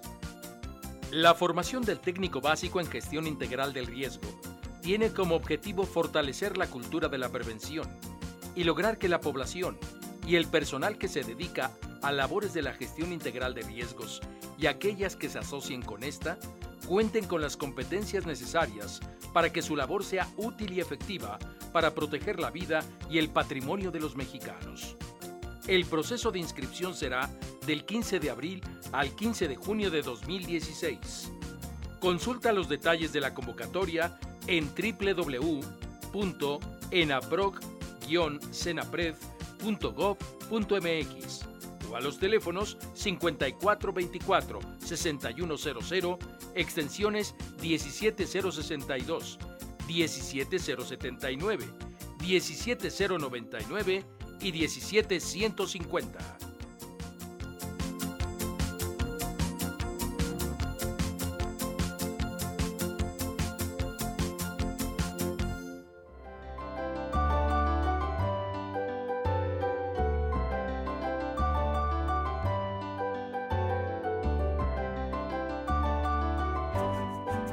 Muy bien, pues regresamos, estamos en ahora en temporada de tormentas invernales, nevadas en el estado de la República y demás.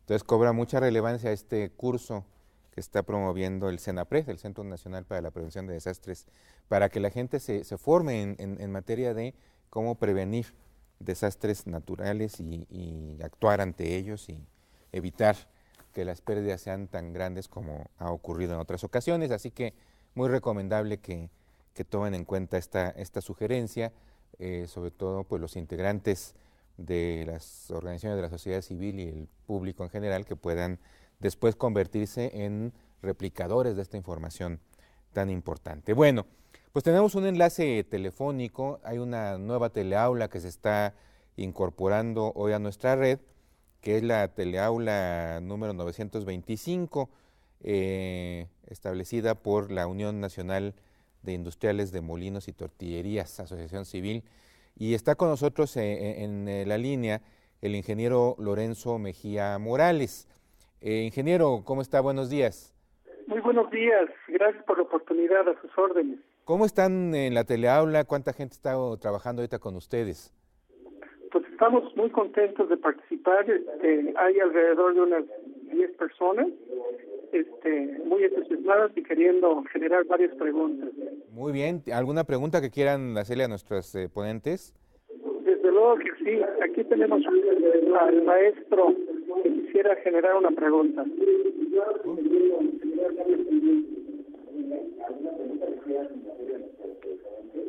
Sí, muy buen...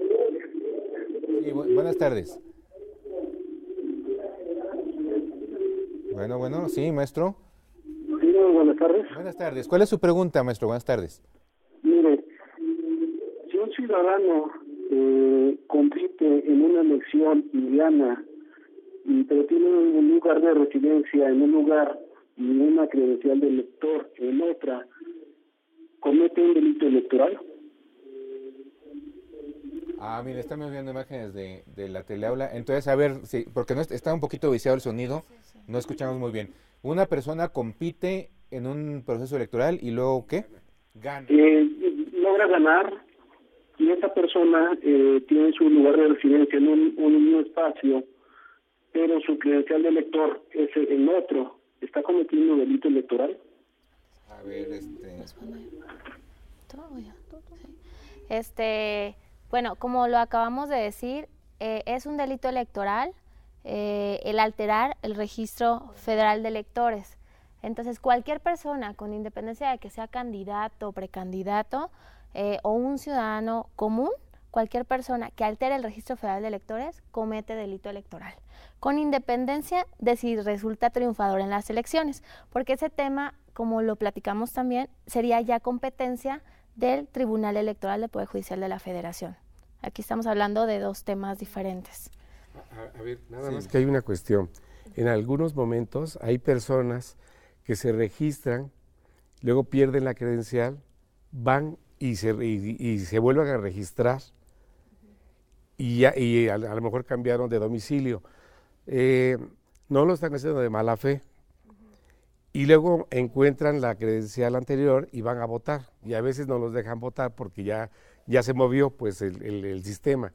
En la Junta, donde yo estoy participando, en la Junta Distrital 15, decimos que ese puede no ser un delito electoral, porque no lo está haciendo con dolo. Simplemente encontró la otra credencial, se le hizo fácil ir con esa credencial a votar y lo rechazaron, obviamente ahí, pero se dieron cuenta que ahora tiene dos. Tiene esa que llevó, que ya no sirve, y tiene la nueva que la tiene otra vez perdida, ¿verdad? Sí, aquí hay que valorar mucho la intencionalidad, si lo hace con dolo o no. Eso es muy importante lo que usted acaba de señalar, ¿no? La intencionalidad del ciudadano, si es realmente querer afectar, alterar, o bien si se le extravió, si se la robaron, si la perdió, si cambió de domicilio, ahí tendrían que valorarse los supuestos. Y en el caso que nos está comentando el maestro allá en la teleaula, creo entender, maestro, se refiere más bien como a una especie como de registro fraudulento, es decir, algunas legislaciones locales piden años de residencia para registrarse como candidato y hay quien pudiera estar falseando el registro para poder acreditar esos años. ¿A eso se está refiriendo, maestro? Sí, efectivamente me refiero a eso, que si, digamos que yo que me postulo para presidente municipal, pero no vivo, digamos, voy a hacer un ejemplo. Tengo credencial de elector de Ciudad de Nezahualcóyotl, pero que yo viviera en Ecatepec y que tuviera que gobernar otro lugar. Entonces sería más un tema del Instituto Electoral, ¿verdad? Es porque ahí de cumplimiento de los requisitos que establece el instituto local o el Instituto Nacional, dependiendo del tipo de elección a la que estamos refiriendo. En ese caso no estaremos hablando de un delito electoral, estaremos hablando como de una falta de cumplimiento de los requisitos que se están estipulando. Y sería el instituto quien podría anular esa candidatura o simplemente rechazar su registro. Exacto, desde el registro. Si no lo rechazó, entonces asume la responsabilidad el INE, y entonces, si hay una controversia, entonces tendrían que irse al tribunal. Así es. Y podría entonces convertirse en inelegible, ¿no? O sea, sería un candidato inelegible, y para eso existen los medios y los medios de impugnación correspondientes. Muy bien. Pues maestro, esperamos haber contestado su pregunta. Le agradecemos mucho y agradecemos mucho a la teleaula 925. Bienvenidos, qué bueno que están ahora con nosotros y haremos lo posible por estar pues satisfaciendo sus necesidades de capacitación. Muchas gracias, buenas tardes. Muchas gracias. Bueno, pues vamos a continuar con las preguntas de nuestro amable teleaudiencia. Y aquí está una que toca lo que estamos diciendo recién al final. Jesús Torres Trujillo, él está en Guadalupe, Zacatecas, dice, ¿cuánto tiempo se tarda la FEPADE en resolver una sentencia? Bueno, ya veíamos que la FEPADE no sentencia, la FEPADE en todo caso consigna ante un juez y el juez sería el que sentencia. Así es. Entonces dice, pero bueno, así está redactada la pregunta, ¿cuánto se tarda la FEPADE en resolver una sentencia? Ya que se dan casos que resuelven después de las elecciones y en algunos casos después de que ya tomaron posesión del cargo. Bueno, digamos, más allá de la precisión técnica de quién sentencia, que es el juez, ¿qué tiempo hay de resolución para un delito electoral? Mire, son los casos muy variantes, no hay como un promedio, no hay un estándar establecido para resolver un caso. Primero, efectivamente la FEPADE no sentencia, la FEPADE define si existe o no un delito electoral y lo presenta ante el Poder Judicial, que es quien sigue ese proceso y al final determina una sentencia o no. ¿Qué está actualmente sucediendo en la administración del doctor Nieto? Lo que se está buscando es atender de manera inmediata y con mayor prontitud los casos que están relacionados con los procesos electorales en el momento, es decir, casos que están iniciando en el marco de ese proceso electoral. Un tiempo definido no existe porque también el proceso de investigación no es un proceso sencillo. Hay que hacer diligencias, hay que buscar pruebas, hay que hacer entrevistas, hay que hacer una serie de procesos que los ministerios públicos deben realizar, también en el marco de de la ley de procedimientos, del Código Penal de Procedimientos Penales. No es como de inmediato y por la libre la que se puede tomar los agentes del Ministerio Público. Tienen que seguir un procedimiento y un protocolo muy claro. Y por lo tanto no hay un tiempo definido. Lo que sí es que la actual administración está buscando acortar ese tiempo y atender de manera más clara los procedimientos. Ahora, un tema que sí es muy importante definir es la Fiscalía investiga personas, no investiga partidos, no investiga a gobiernos, investiga personas que hayan cometido o que virtualmente hayan cometido algún delito electoral. Atendiendo a lo que él decía, bueno, se sentencia después de que incluso ya cuando tomaron algún cargo. Lo que yo les decía al inicio de la plática es que la Fiscalía no tiene injerencia en la resolución o en la determinación de los procesos electorales. Tiene injerencia en la determinación de si existe o no un delito electoral cometido por una persona en específico. Hay solamente un tipo penal que sí se define o que tiene como una sanción digamos como sanción en contra de una persona que ya ha sido electa. El delito electoral es que una persona que haya sido electa diputado federal o senador no se presente a tomar el cargo. Ese es el delito, digamos. Ese es un delito. Ese es un delito, no presentarse a tomar. O la inhabilitación en algunos casos como funcionarios, pero no está relacionado necesariamente con el resultado de la elección. Pero digamos, una persona siendo candidato comete un delito electoral, pasa todo el procedimiento que se tiene que seguir para que la FEPADE investigue, en su caso consigne al juez, el juez sentencie, y si la sentencia es de prisión por un delito, pues no importa que haya tomado posesión, esta persona tendría que sujetarse a esa... Tendría que sujetarse a lo que establece la sentencia. Y hay que recordar también que una de las penas puede ser la inhabilitación, ¿no? Pero ¿y el acuerdo político puede hacer que el fuero se mantenga y no le permita que la sentencia lo afecte?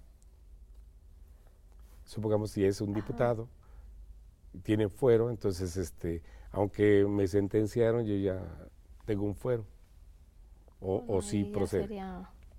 Pero en este caso tendremos que ver en qué términos está el fuero, porque hasta donde entiendo no cubre ciertos delitos. Es decir, tiene fuero, pero no es que lo cubra, digamos, de la comisión de cualquier tipo de delito. Habría que analizar esa sentencia. Son casos específicos. Son casos específicos. Bueno, pues ya nos metimos a temas muy especializados. Muy bien, esperemos siempre con el afán de servirles. Eduardo Vázquez, de Chilapa de Álvarez Guerrero, pregunta, se dice que el fin de la justicia penal electoral es proteger los valores y principios de la democracia, tales como soberanía popular, igualdad política, tolerancia, competencia regulada, libertad, participación ciudadana y paz social. Y su pregunta es, bueno, ¿y por qué hay tantos indígenas en prisiones? Entiendo yo que por delitos electorales. ¿Hay mucha población indígena en prisiones por delitos electorales? Seguramente hay casos registrados de personas presas por delitos electorales. No tengo el dato real o el dato concreto de cuántas personas pueden ser. Pero aquí también, atendiendo a la pregunta, yo creo que tiene mucho que ver con lo que hemos abordado, el desconocimiento que no te exime de responsabilidad, por supuesto. Sin embargo, sí puede ser causa de responsabilidad penal, ¿no? O de que cometas un delito electoral. El desconocimiento y también los niveles económicos que precisamente, tristemente y desgraciadamente en poblaciones indígenas es bajo, los recursos económicos son muy bajos.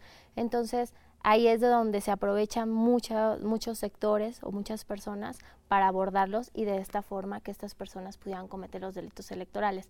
Tal vez es a lo que se refiere la persona que nos pregunta, ¿no? De por qué tantas personas, ¿no? Y puede ser también algo que tiene que ver con la criminalización de la protesta. Cuando la gente protesta, indígenas o no indígenas, a veces dentro de los marcos de la ley se está violentando esto, ¿no? Como el robo de las casillas, la quema de las casillas, que se les achacaron a algunos grupos en Oaxaca en el 2015, que las quemaron y dicen son profesores, son indígenas, Entonces, alguien llega, los toma, los procesa, y ahí están en la cárcel. Pero tiene que ver no necesariamente con el delito electoral, más bien, o sí tiene que ver con que violentaron esa ley electoral, este procedimiento. Pero a veces hay intenciones de otro carácter político que los provocan para que ellos entren, y al final de cuentas los que se quedan en la cárcel son los que se manifestaron, y otros grupos se quedaron bien. Y esto es lo que comentábamos hace rato del cambio en la ley, de los instigadores, ¿no? Ajá. Estos casos seguramente que son los indígenas, desafortunadamente son casos en los que fueron amenazados o violentados y que cometieron algún tipo de delito, y que ahora lo que se está buscando es justamente no criminalizar a estas personas, sino ver quiénes son los que los están movilizando para cometer estos delitos electorales, ¿no? Bueno, muy bien, pues me avisan que ya se me está agotando el tiempo. Por aquí Esteban Guzmán de Cárdenas, Tabasco, preguntaba cuáles son las acciones delictivas en materia electoral y las sanciones correspondientes. Pues ya se hizo una exposición sucinta de ello, pero en la página de nuestro curso pusimos la ley general en materia de delitos electorales, ahí la pueden ver, y ahí está muy detallado, pues, evidentemente son esos los delitos electorales. En la página del INE también están los delitos electorales. Así es. Se hace un punch y ya queda. Y entonces el ingeniero Rodolfo Guajardo preguntaba si existe algún portal para obtener material de blindaje electoral. Pues justamente el del INE, el de la FEPADE, y nosotros estamos recuperando. FEPADE.gov.mx hay una sección de blindaje electoral, pueden encontrar todo el material que está impreso y lo tienen de manera electrónica. También nosotros tenemos un portal que es www.equipopuebloobservando.org.mx y ahí pueden tener información. Muy bien. Bueno, pues muchas gracias a las personas que nos llamaron, ya no pudimos tener el tiempo para resolver todas las dudas, pero bueno, pues esperamos haberles servido. Creo que la exposición fue lo suficientemente amplia y detallada en muchos sentidos como para que algunas de estas cosas que están ustedes planteando aquí pues hubieran podido quedar resueltas. Gracias por llamarnos, gracias por escribirnos. Muchas gracias a nuestros amables ponentes, la licenciada Aide Cruz González, directora de Política Criminal de la Fiscalía Especializada para la Atención de Delitos Electorales, la maestra Sandra Fabiola Valdés Méndez, ella es directora de Análisis y Prospectiva de la Fiscalía de la propia FEPADE, y el maestro Luis Pineda, coordinador del programa de incidencia política en DECA, Equipo Puebla. Muchas gracias por sus aportaciones el día de hoy. A ustedes por el favor de su atención. Yo les invito para que nos vean el próximo jueves en la tercera teleconferencia de este curso que se refiere a los derechos ciudadanos y la participación de las organizaciones de la sociedad civil en la observación electoral. El maestro Espinada hoy nos dio una muy buena introducción sobre eso. Ahora vamos a ver el trabajo específico que está haciendo la FEPADE en motivar la observación electoral, que es algo en lo que el maestro Luis Pineda ha estado trabajando, ¿no? con la propia FEPADE. Bueno, vamos a ver todo eso el próximo jueves. Esta teleconferencia en vivo el día 17 de marzo a partir de las 11 horas por Canal 26 de EduSat. Esta teleconferencia, la del día de hoy, se repetirá el martes, ¿qué es? 15 de marzo, así que ahí la podrán ver solo por Canal 26 de EduSat. Quienes quieran ver las teleconferencias anteriores por internet, por favor utilicen la opción de consulta bajo demanda. Bueno, pues los esperamos el próximo jueves. Muchas gracias hoy, buenas tardes y hasta el próximo jueves.